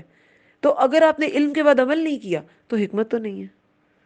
آپ نے حکمت کا وہ سٹیپ ہی کراس نہیں کیا، وہ اگلا سٹیپ آپ اس تک پہنچے ہی نہیں. عمل. جو علم سیکھا پھر اس پہ عمل. پھر جب عمل کر لیا تو پھر کیا ہوگا؟ پھر اس پہ ڈٹ جائیں، اس پہ استقامت حاصل کر لیں. استقامت حاصل کر لیں، اور پھر جب وہ عمل کرنا ہے اسے کرتے رہنا ہے، اللہ کے خوف کے ساتھ کرنا ہے. بہت سے لوگ عمل کرتے ہیں لیکن ریاکاری کے لیے کرتے ہیں، دکھاوے کے لیے کرتے ہیں، اللہ کے لیے نہیں کرتے. راس الحکمتی مخافت اللہ. حکمت کا سر اللہ کا خوف ہے. یہ قول ہے کسی کا کہ اللہ کا جو خوف ہے نا، وہ حکمت کا سر ہے. اللہ کے خوف کے بغیر حکمت نہیں آتی انسان میں. وہ عمل اگر آپ کر رہے ہیں تو وہ ریاکاری ہے. اللہ کے خوف کے ساتھ وہ عمل اللہ کے لیے. پھر جب اللہ کے ڈر کے ساتھ آپ نے عمل کیا اور اس پر آپ جم گئے، تو پھر آپ میں آئے گی استقامت. صبر کا مرحلہ ہے یہ. خود جم جانا صبر ہے، اور دوسرے اگر مان نہیں رہے، آپ کی ٹھیک بات نہیں مان رہے، آپ کا علم تسلیم نہیں کرتے، آپ کا عمل تسلیم نہیں کرتے، تو پھر ان پہ صبر کرنا ہے، وہاں پہ روکنا صبر ہے، خود اپنا کام کرتے رہنا، اپنا عمل کرتے رہنا صبر ہے، کیونکہ استقامت بھی صبر ہے نا۔ یہ صبر اگلا سٹیپ ہے۔ پھر جب انسان خود کو روک لیتا ہے، پھر وہ حقدار کو اس کا حق دیتا ہے۔ وہ جذباتی نہیں ہوتا، اس نے میرے ساتھ یہ کر دیا میں اس کے ساتھ یہ کروں گا، نہیں، وہ کہے گا اللہ نے اس کا یہ حق مقرر کیا، میں نے دینا ہے، وہ اس کو اس کا حق دے دے گا۔ پھر وہ خود کو روکنا سیکھتا ہے اور پھر عدل کرنا سیکھتا ہے۔ یہ حکمت کا ہے اگلا لیول، عدل۔ اور اس کے بعد پھر کیا آتا ہے؟ جب انسان عدل کرتا ہے، خود کو روک کے، اپنے جذبات کو، اپنی چوائس کو روک کے، دیکھیں ایک چیز ہوتی ہے آپ کی چوائس، اور ایک چیز ہوتی ہے اللہ کی چوائس، اور درست کیا ہوتی ہے؟ اللہ کی چوائس۔ جو انسان اپنی چوائس پہ صحیح چیز کو، درست بات کو، حق بات کو ترجیح دیتا ہے، وہی عادل ہوتا ہے، وہی عدل کرتا ہے۔ یہ جب آپ میں آ جاتا ہے تو آپ میں حکمت آتی ہے۔ اور پھر اس کا سب سے جو ٹاپ کا درجہ ہے حکمت کا، وہ کیا ہے؟ وہ ہے وَكَذَلِكَ نَجْزِي الْمُحْسِنِينَ۔ جب ہم حکم و علم، حکمت اور علم عطا کرتے ہیں تو ہم اسی طرح جزا دیتے ہیں احسان کرنے والوں کو، پھر ہم اسے محسن بنا دیتے ہیں۔ جب آپ خود کو روک لیتے ہیں، عدل کرنا سیکھ جاتے ہیں، حقدار کو اس کا حق دیتے ہیں، تو پھر ایک وقت آتا ہے کہ جب کوئی آپ کے ساتھ برا کرتا ہے، آپ تب بھی اس کو اس کا حق دیتے ہیں۔ جب کسی کا وہ حق نہیں بھی بنتا، آپ تب بھی اس کو وہ حق دیتے ہیں، اور وہ ہوتا ہے احسان۔ تب آپ بنتے ہیں محسن، اور یہ حکمت کا ایک پیک پوائنٹ ہے، اور پھر وہ جزا ملتی ہے محسنوں کو۔ وَكَذَلِكَ نَجْزِي الْمُحْسِنِينَ۔ اور ایسے محسنین کے لیے اللہ تعالیٰ نے کیا کہا ہے؟ ان اللہ مع المحسنین۔ بے شک اللہ تعالیٰ محسنوں کے ساتھ ہے۔ ایسے محسنوں کو جو حق سے بڑھ کر حقداروں کو حق دے، وہ حق نہیں بنتا وہ بھی دے، ایسے محسنوں کو اللہ تعالیٰ کہتے ہیں کہ میں ان کے ساتھ ہوں۔ بے شک اللہ تعالیٰ محسنوں کے ساتھ ہے، بے شک اللہ تعالیٰ صبر کرنے والوں کے ساتھ ہے، بے شک اللہ تعالیٰ متقین کے ساتھ ہے۔ یہ قرآن کی آیات ہیں۔ ان اللہ مع المحسنین، ان اللہ مع المتقین، ان اللہ مع الصابرین۔ یہ سب قرآن کی آیات ہیں، اور یہ سارے حکمت کے مرحلے ہیں۔ یہ سارا ایک الگ سے لیکچر میں الیبوریٹڈ ہے، انشاءاللہ وہ بھی اپلوڈ ہو جائے گا۔ پھر آگے 15 آیت میں ہے وَدَخَلَ الْمَدِينَةَ، اور وہ داخل ہوا شہر میں، عَلَى حِينِ، غفلت کے وقت، عَلَى حِينِ غفلتن، غفلت کے وقت پر، اس کا لفظی مطلب یہ بنتا ہے، لیکن ویسے آپ فریز کیسے بنے گی؟ اور وہ داخل ہوا شہر میں غفلت کے وقت، من اہلیہا، اس کے رہنے والوں کی۔ مدینہ تھا، یہ مونس ورڈ ہے تو اہلیہا، اہلی ہو نہیں ہے، اہلیہا مونس کا صیغہ استعمال کیا گیا اس کے رہنے والوں کی۔ فوجدہ، فوجدہ تو اس نے پایا، وجدہ کیا ہوتا ہے؟ پانا۔ فیہا، اس میں، رجلینی، دو مردوں کو، یقتتلان، وہ دونوں لڑ رہے تھے۔ اب یہ سارے تثنیہ کے صیغے ہیں۔ رجلین، رجلانی یا رجلینی جو ہوتا ہے وہ تثنیہ کا صیغہ ہے، اور اسی طرح یقتتلانی یا پھر یقتتلینی، یہ بھی تثنیہ کے صیغے ہیں، کیونکہ وہ دونوں مرد لڑ رہے تھے تو دونوں کے لیے یہ آیا ہے۔ جب موسیٰ علیہ السلام داخل ہوئے شہر میں، کہا جاتا ہے کہ بعض کہتے ہیں کہ یہ دوپہر کا وقت تھا، جب مطلب لوگ آرام کر رہے ہوتے ہیں، غفلت کے وقت میں، یعنی کہ لوگ اپنے اپنے مشغول ہوتے ہیں، اپنی ان کی مصروفیت، پرائیویٹ اپنا ٹائم ہوتا ہے ان کا، یا رات کا وقت تھا، عشاء کے بعد، غفلت کا وقت، اور وہ داخل ہوا شہر میں غفلت کے وقت اس کے رہنے والوں کی، تو اس نے پایا اس میں دو مردوں کو، وہ دونوں لڑ رہے تھے۔ اب وہ دونوں کون تھے؟ ہذا، یہ، من شیعتہ، اس کے گروہ میں سے تھا، یعنی کہ موسیٰ علیہ السلام کے گروہ میں سے تھا۔ موسیٰ علیہ السلام کا گروہ کون سا تھا؟ بنی اسرائیل، بنی اسرائیل کا ایک شخص تھا، یعنی ایک اسرائیلی تھا۔ وہذا، اور یہ، یعنی کہ وہ جو دوسرا تھا، بریکٹ میں لکھ لیں دوسرا، اور یہ دوسرا من عدوی، عدوی، اس کے دشمنوں میں سے تھا۔ ہی کون؟ موسیٰ علیہ السلام، اس کے دشمنوں میں سے تھا، یعنی کہ قبطی تھا، مصری تھا، ایجپشین تھا۔ یہ دونوں آپس میں لڑ رہے تھے. فاستغاثہ الذی، پس مدد طلب کی اس سے، یعنی کہ موسیٰ علیہ السلام سے، الذی، اس نے جو، من شیعتہ، اس کے گروہ میں سے تھا، یعنی کہ اسرائیلی نے موسیٰ علیہ السلام سے مدد طلب کی. غیث جو ہے وہ بارش کے لیے ورڈ آتا ہے، بارش کو کہتے ہیں. استغاثہ بارش مانگنے کو کہتے ہیں. پھر اسے مدد مانگنے کے لیے بھی استعمال کیا جانے لگا اس ورڈ کو. تو اس کا مطلب مدد مانگنے کا بھی ہوتا ہے استغاثہ. عدالتی کاموں میں ورڈ بہت استعمال ہوتا ہے استغاثہ. پس مدد طلب کی اس سے، الذی، اس نے جو، من شیعتہ، اس کے گروہ میں سے تھا، علی الذی، اس کے خلاف. کس کے خلاف؟ من عدوہ، عدوہ، جو اس کے دشمنوں میں سے تھا، یعنی کہ قبطی کے خلاف اسرائیلی نے مدد طلب کی. فوقذہ، تو وقذہ کیا ہوتا ہے؟ سینے پہ گھونسا مارنا. ٹھیک ہے. فوقذہ، تو گھونسا مارا اسے، یعنی کہ وہ جو قبطی تھا، مصری تھا، اس کو گھونسا مارا کس نے؟ موسیٰ علیہ السلام نے. فقضا، تو پوری کر دی، علیہ، اس پر، کیا؟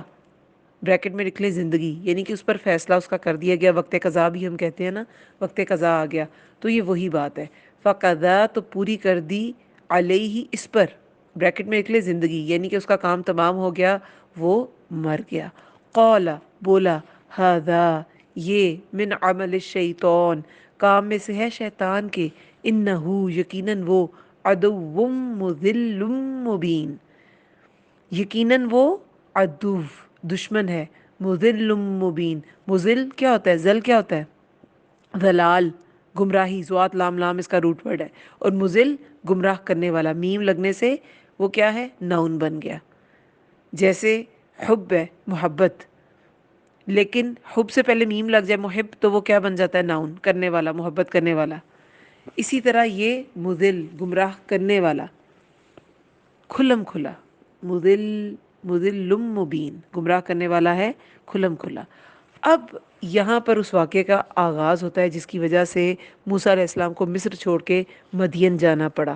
یہ کیا واقعہ تھا کہ جب وہ شہر میں داخل ہوئے غفلت کے وقت، دوپہر کا تھا یا رات کا تھا، تو دو لوگ لڑ رہے تھے. ایک اسرائیلی تھا اور ایک تھا قبطی، ایجپشین، وہاں کا مقامی.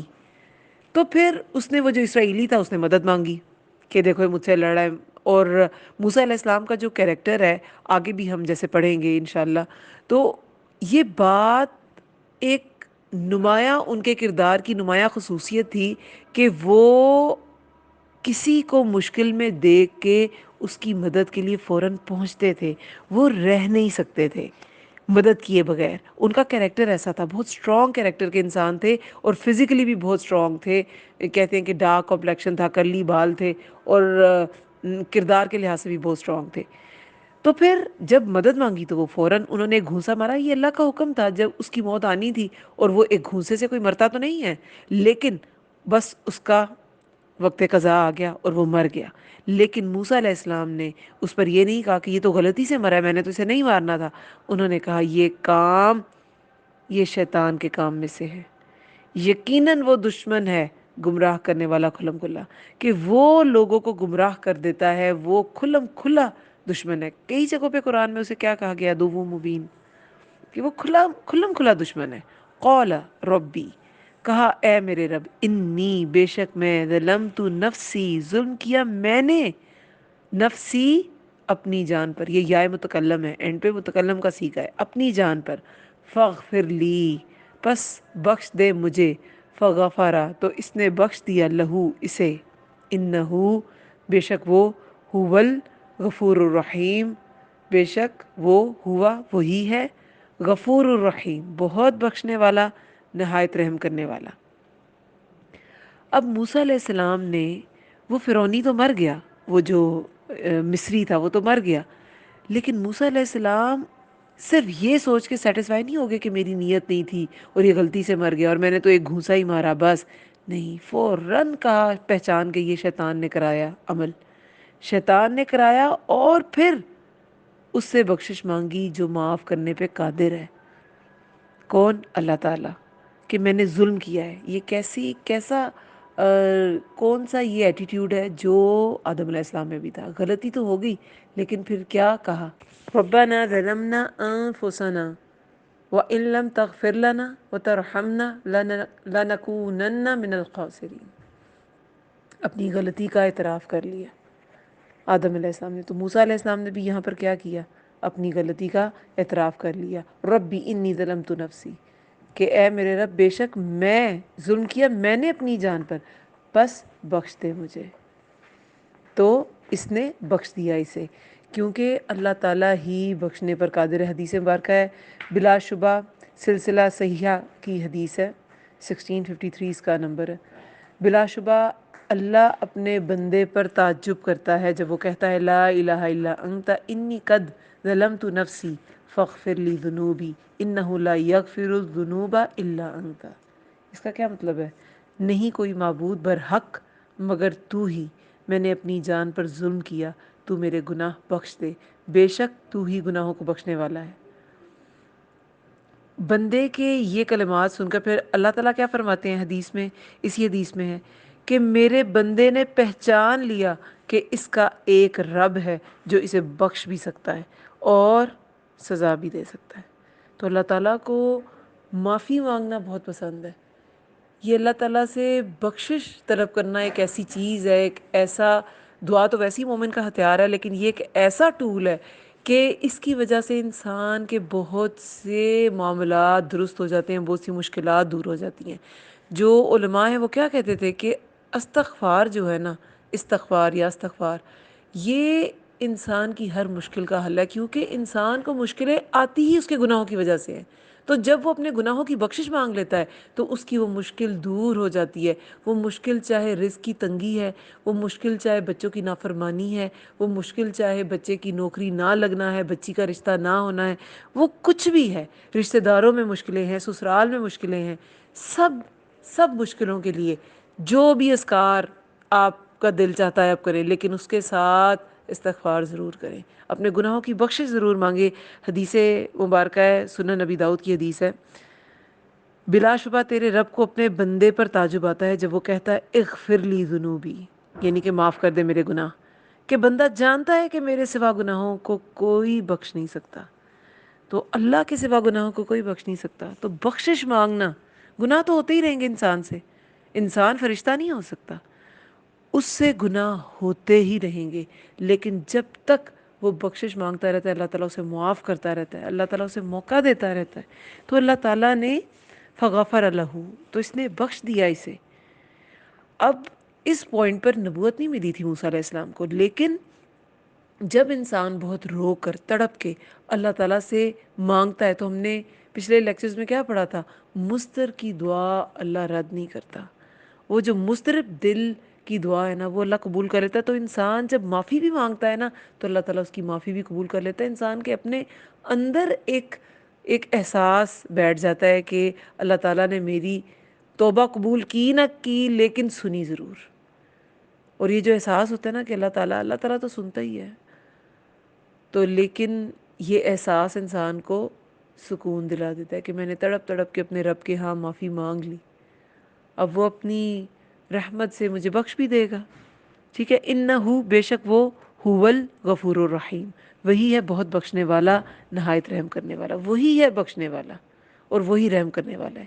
دنیا کی معافیاں، دنیا کی رحمتیں کب تک؟ کوئی کسی انسان پر کب تک رحم کرتا ہے؟ وہ اللہ ہے جو بار بار رحیم ہے، بار بار رحم کرتا ہے، بار بار رحم کرتا ہے، کافر پہ بھی رحم کرتا ہے. قولا کہا، ربی اے میرے رب، بما بوجہ اس کے جو انعمتا انعام کیا تو نے علیہ مجھ پر، فلن اکونا تو ہرگز نہیں، اکونا میں ہوں گا، کن ہوتا ہے نا ہو جانا، تو اکونا میں ہوں گا، ظہیرا مددگار، للمجرمین مجرموں کے لیے. اب یہ 16 اور 17 آیت میں موسیٰ علیہ السلام کے کردار کی کون سی خوبیاں سمجھ آتی ہیں؟ ایک تو یہ کہ ظلم ہوا، حالانکہ جان بوجھ کر نہیں کیا، غلطی سے وہ شخص قتل ہو گیا. جس طرح کا بھی زیادتی ہوئی، ظلم ہوا، فوراً توبہ کی. پھر آگے آئندہ بچنے کے لیے، آئندہ یہ گناہ نہیں کروں گا، اس کا بھی وعدہ کیا، مزید تقوی کا وعدہ کیا، اللہ کے خوف کو دل میں رکھنے کا، پرہیزگاری کا وعدہ کیا کہ یہ آئندہ مجرموں کا ساتھ نہیں دوں گا۔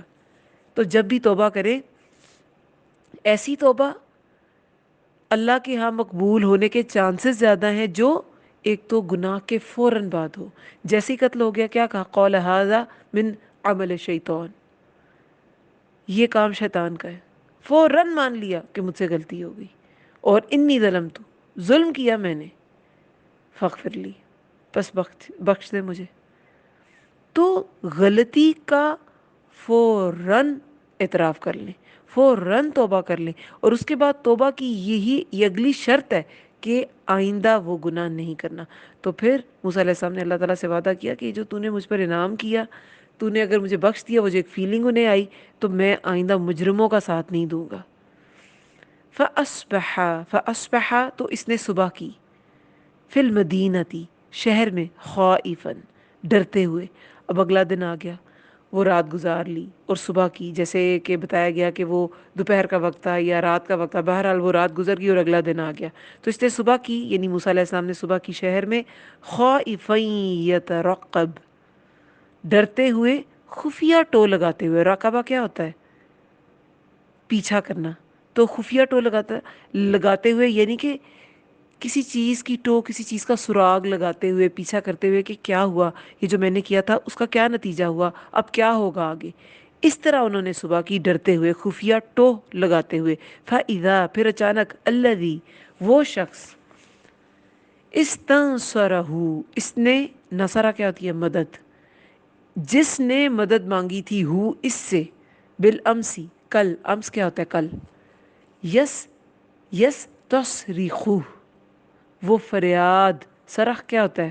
فریاد کرنا، وہ فریاد کر رہا تھا اس سے، یعنی موسیٰ علیہ السلام سے، جس نے کل مدد مانگی تھی وہ آج بھی فریاد کر رہا تھا اس سے، یعنی موسیٰ علیہ السلام سے، دوبارہ جھگڑ رہا تھا، دوبارہ جھگڑے میں مدد مانگ رہا تھا۔ قول لہ کہا اسے، یعنی اس شخص کو، موسیٰ علیہ السلام نے، انکا بے شک تو، لغوی مبین البتہ بہکا ہوا ہے، غوی ہے، بہکا ہوا ہے، مبین کھلم کھلا، کہ تم تو بہکے ہوئے، تمہارا تو روز کا کام ہے، تم تو مجھے لگتا ہے کہ روز ہی جھگڑا کرنے بیٹھے ہوتے ہو اور روز جھگڑ رہے ہوتے ہو، تو تم تو خود بہکے ہوئے ہو تم، یعنی کہ پھر وہ سمجھ گئے کہ یہ شخص جو ہے یہ مجرم ہے۔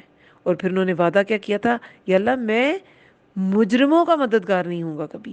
فلما تو جب، ان کے، ارادہ اس نے ارادہ کیا، یعنی کہ موسیٰ علیہ السلام نے ارادہ کیا، ان یبطشا کہ وہ پکڑ لے، بالذی اسے جو، ہوا وہ، عدو لہما دشمن تھا ان دونوں کا، یعنی کہ جب اس نے اسرائیلی کو پکڑنا چاہا کہ اسے جھگڑے سے روک سکے، تو اسرائیلی نے کیا کہا، دونوں کا دشمن تھا نا، اس قبطی کا بھی دشمن تھا اور موسیٰ علیہ السلام کا بھی دشمن تھا وہ اسرائیلی، تو اسے جھگڑا روکنے کے لیے پکڑنا چاہا، اسے کچھ کرنا نہیں تھا، جھگڑنا تو انہوں نے تھا ہی نہیں، انہوں نے توبہ کر لی تھی اور مجرم کا ساتھ بھی نہیں دینا تھا، قبطی کو بھی نہیں مارنا تھا، تو انہیں اسے روکنے کے لیے پکڑنا چاہا، اسے تھامنا چاہا کہ رک جائے وہ جھگڑے سے۔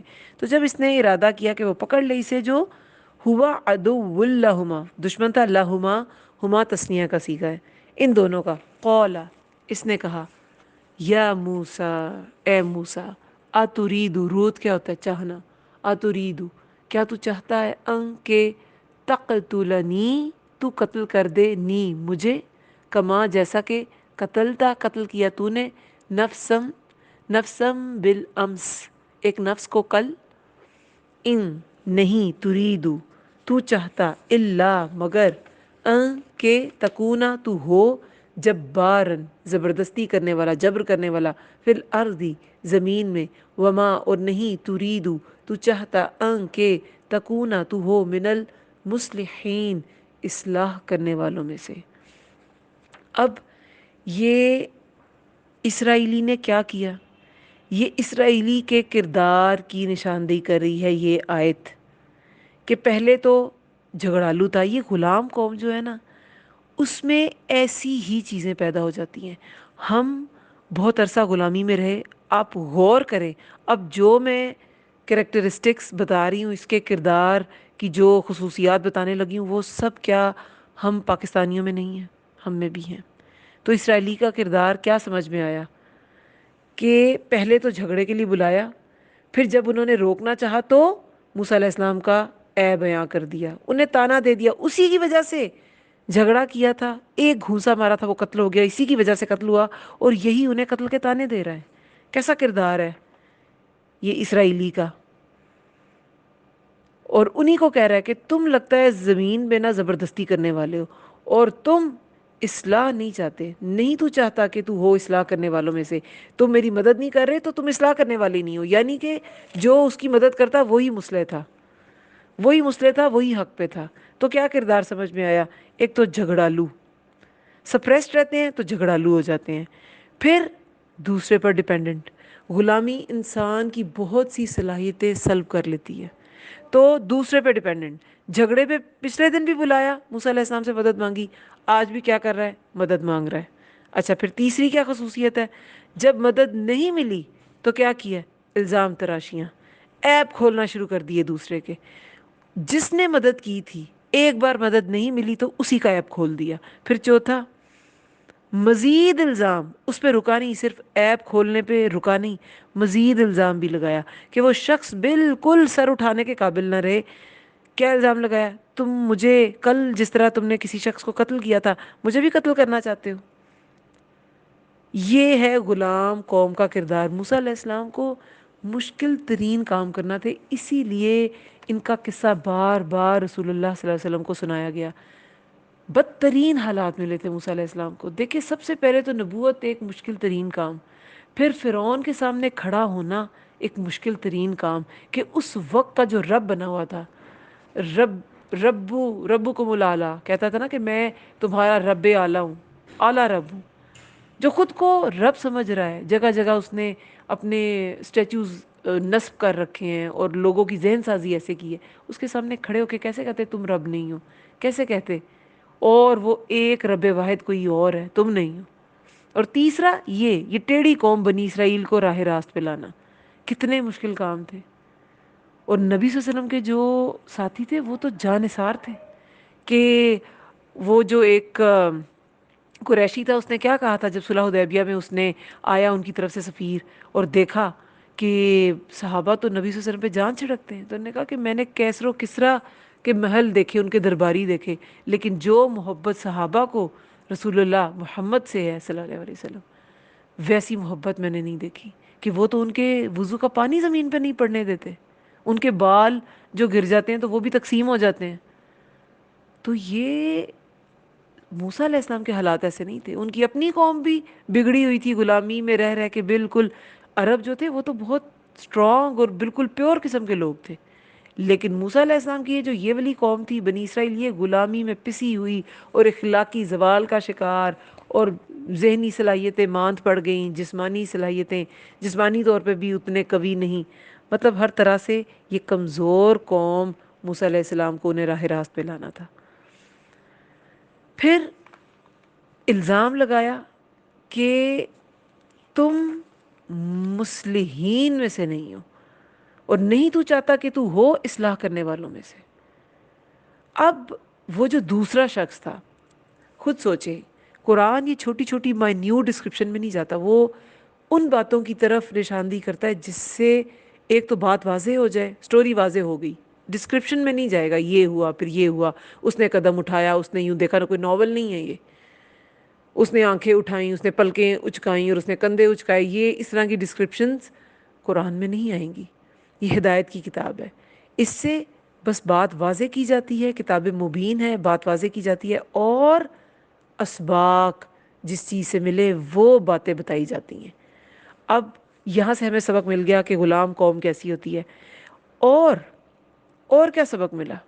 بڑا امپورٹنٹ ایک سبق، ایک تو اس کا کردار پتہ چلا، ایک اور سبق بھی ملا۔ حق کا ساتھ دینے کے لیے نا پہلے حق کی پہچان ضروری ہے۔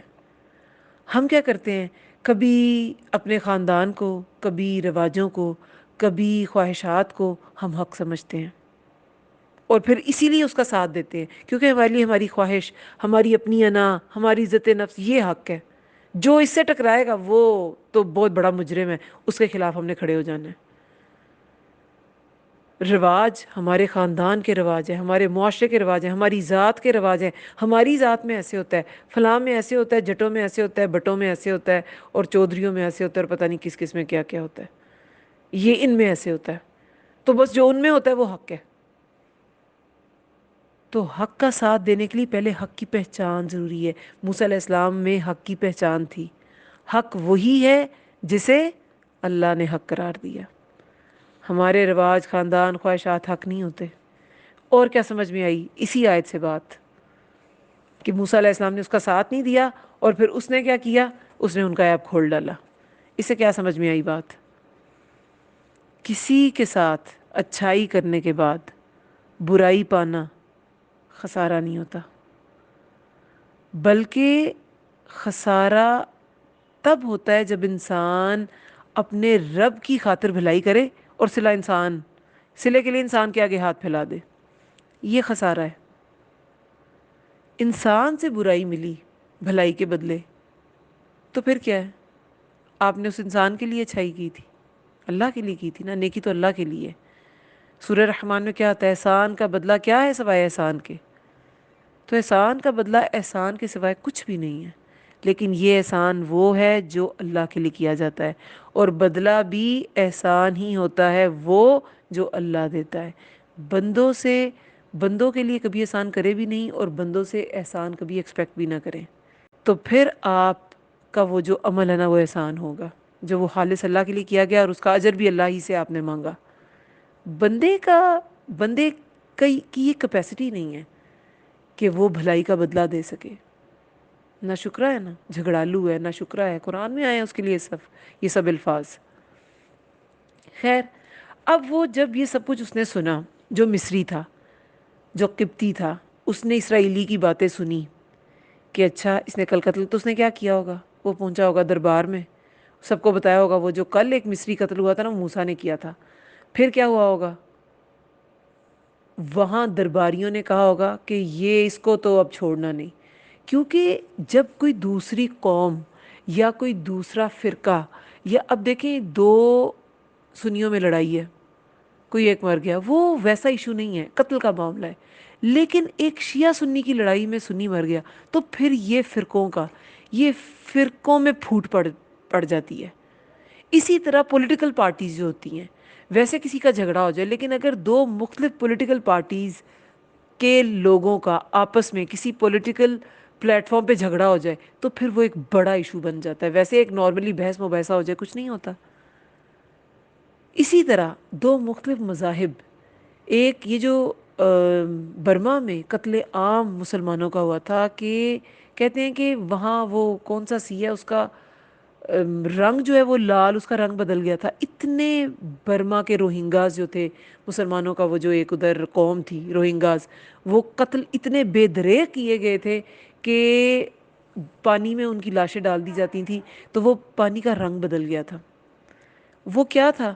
وہ شروع میں جو اس کی جو بیس تھی جھگڑے کی، اور یہ بھی کہا جاتا ہے کہ یہ بھی افواہ ہے، ایسا بھی نہیں تھا، لیکن بہرحال بیس بتائی جاتی ہے جھگڑے کی، یہ تھا کہ کسی مسلمان نے کسی وہ جو برما کا جو بڈھسٹ کسی لڑکی کا، اس کا کچھ ایسی تھا کہ اس کے ساتھ زیادتی کی، اور پھر اس مسلمان کا قتل کیا، اور کرتے کرتے پوری نسل کشی کر دی انہوں نے روہنگاز کی۔ تو یہ جو دو مختلف قوموں کے لوگوں کا آپس میں لڑنا ہے نا، وہ پھر صرف لڑائی نہیں رہتی، وہ ایک ٹیررسٹ اٹیک بن گیا، کہ بس اس نے تو ہم پہ حملہ کر دیا، اس نے مصریوں پر حملہ کر دیا، ایک گھونسے سے وہ پورا ایک ٹیررسٹ اٹیک ہو گیا۔ تو پھر کیا ہوا ہوگا؟ وہ درباریوں نے کہا اس کو چھوڑنا نہیں۔ اب کیا ہوا 20 آیت میں؟ وَجَاءَ، اور آیا، رَجُلٌ مِّنْ أَقْصَى الْمَدِينَةِ، اور آیا ایک شخص، من اقصا، اقصا کیا ہوتا ہے؟ دور کا، دور دراز کے حصے سے، آخری کنارے سے، المدینہ تھی، شہر کے، وہ حصہ جہاں فرعون کے محلات تھے۔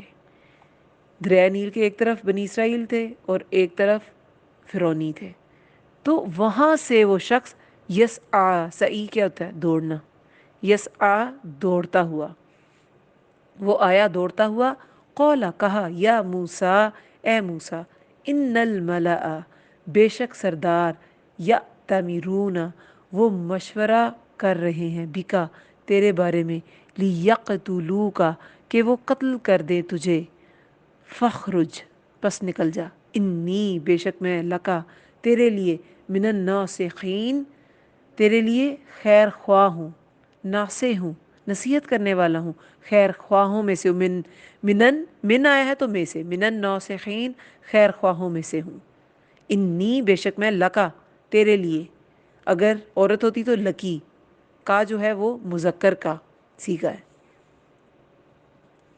فرسٹ پرسن کے لیے نا، تیرے لیے من الناصحین خیر خواہوں میں سے ہوں۔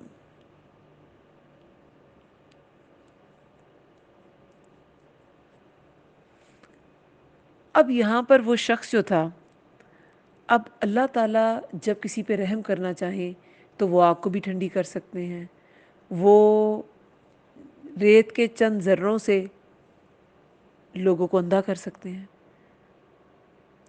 جیسے کہ جب نبی اکرم صلی اللہ علیہ وسلم ہجرت کے لیے نکلے تو انہوں نے وہ مٹھی بھر ریت پھینکی تھی ان کی آنکھوں میں، اور کیا کہا تھا؟ شاہت الوجوہ، شاہت الوجوہ کا، اور وہ کہتے ہیں ریت کا ہر آنکھ میں کوئی نہ کوئی ذرہ چلا گیا اور انہیں نبی صلی اللہ علیہ وسلم جاتے ہوئے دکھائی نہیں دیے۔ اسی طرح جب ابراہیم علیہ السلام کو آگ میں پھینکا گیا، آگ ان کے لیے ٹھنڈی تھی۔ تو اسی طرح وہ درباری سارے فرعونی تھے، آل فرعون تھے، لیکن ان میں سے ایک موسیٰ علیہ السلام کا خیر خواہ تھا، سچا خیر خواہ، تو وہ بھاگتا ہوا آیا کہ وہاں سردار تمہارے قتل کا مشورہ کر رہے ہیں، تم نکل جاؤ، میں تمہارا خیر خواہ ہوں، میں تمہاری خیر خواہی چاہتا ہوں۔ اور پھر فخرجا تو وہ نکلا، منہا اس سے، اس شہر سے نکل گئے، منہا مدینہ تا کیا ہوتا ہے؟ شہر، تو ہا مونس کے لیے ہے، مونس کا صیغہ اس سے، خائفا یترقب دوبارہ ڈرتے ہوئے، خفیہ ٹول لگاتے ہوئے، اب کیا ہوگا، اب کیا ہوگا، قولا کہا، ربی اے میرے رب، نجینی نجات دے مجھے، من القوم الظالمین ان لوگوں سے جو ظالم ہیں۔ جیسے تھے ویسے ہی نکل پڑے، وہی کپڑے، وہی تن کے کپڑے، وہی جوتے، اور کہتے ہیں جوتے بھی ان کے ٹوٹ گئے تھے اور پیر ان کے زخمی ہو گئے تھے۔ اور کہتے ہیں کہ یہ جو مدین پہنچے تھے، مدین گئے تھے، نیکسٹ جو لیکچر میں ہے وہ اس کو مزید واقعہ آگے الیبوریٹ کیا جائے گا۔ مدین مصر سے 8 دن کی مسافت پر ہے، تو اس کا مطلب ہے کم و بیش وہ 8 دن چلے اور پیر زخمی ہو گئے، اور کس حال میں پھر وہ گئے اور کس طرح خوف کے عالم میں نکلے۔ تو نبی صلی اللہ علیہ وسلم پر ہجرت کے وقت یہ آیات نازل ہوئیں، یہ سورہ نازل ہوئی، تو یہ وہ ریلیٹ کر سکتے تھے کہ موسیٰ علیہ السلام پہ بھی کیسا وقت گزرا ہوگا۔ نبی صلی اللہ علیہ وسلم کے ساتھ تو ابوبکر صدیق تھے، اتنے محبت کرنے والے ساتھی، صحابی، اتنے پکے سچے مومن، موسیٰ علیہ السلام کے ساتھ تو کوئی نہیں تھا۔ اور قتل کا الزام بھی نبی صلی اللہ علیہ وسلم پر تو ایسا کچھ نہیں تھا، صرف ایک مخالفت تھی جس کی وجہ سے وہ جان کے دشمن تھے نبی اکرم صلی اللہ علیہ وسلم کے۔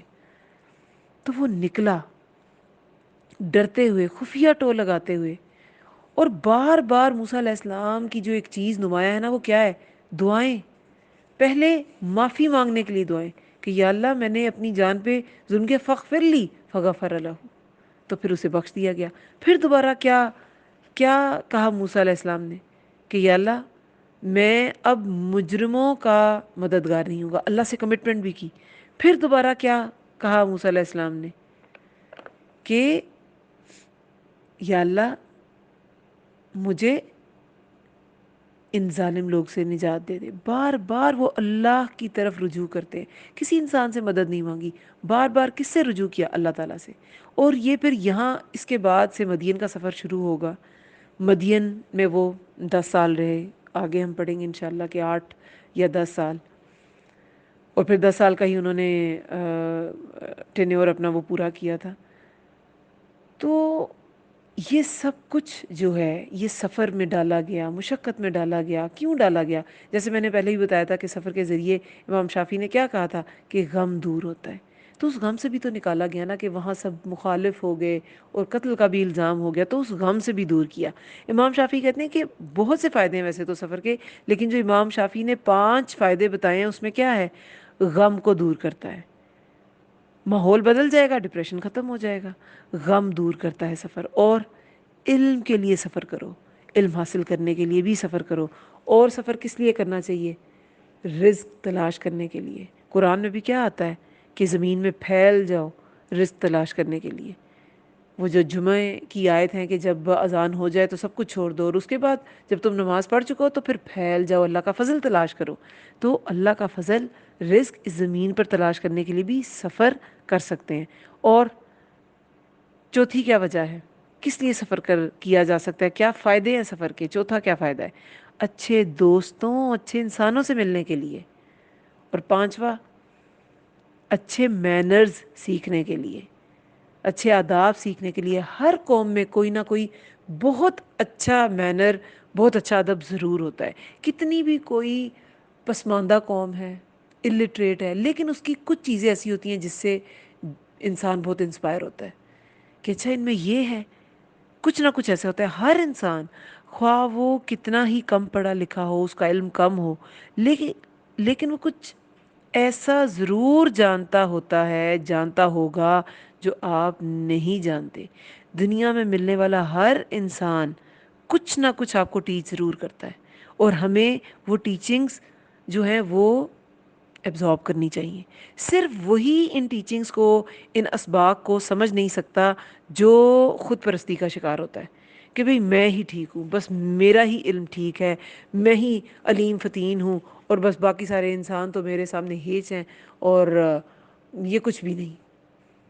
جو انسان اس کمپلیکس کا، سپیریورٹی کمپلیکس کا شکار ہوتا ہے نا، وہ پھر کچھ نہیں سیکھ سکتا۔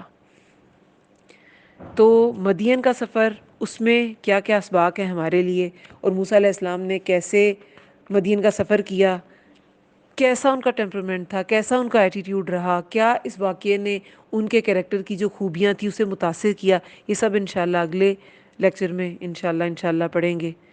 اللہ تعالیٰ ہمیں بھی اللہ تعالیٰ سے معافی مانگنے والا، اللہ تعالیٰ سے رجوع کرنے والا، بار بار رجوع کرنے والا بنائے، ہمیں حق کا ساتھ دینے والا بنائے، ہمیں حق کی پہچان کروائے کہ حق کیا ہے، ہمیں وہ فرقان عطا کر دے جس سے ہم فرق کر سکیں کہ حق اور باطل کیا ہے۔ ہم کسی کی اچھائی، کسی کے ساتھ اچھائی کریں تو اللہ کے لیے کریں، کسی کے ساتھ نیکی کریں تو اچھا اللہ کے لیے کریں، اور اگر اچھا صلہ چاہیں تو صرف اللہ تعالیٰ سے چاہیں۔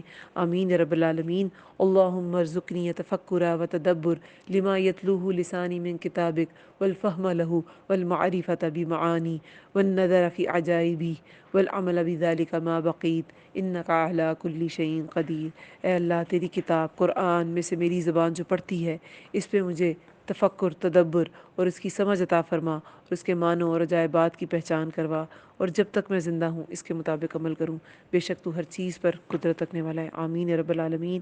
سبحانک اللہم و بحمدک، نشہد ان لا الہ الا انت، نستغفرک ونتوب الیک۔ السلام علیکم ورحمۃ اللہ وبرکاتہ۔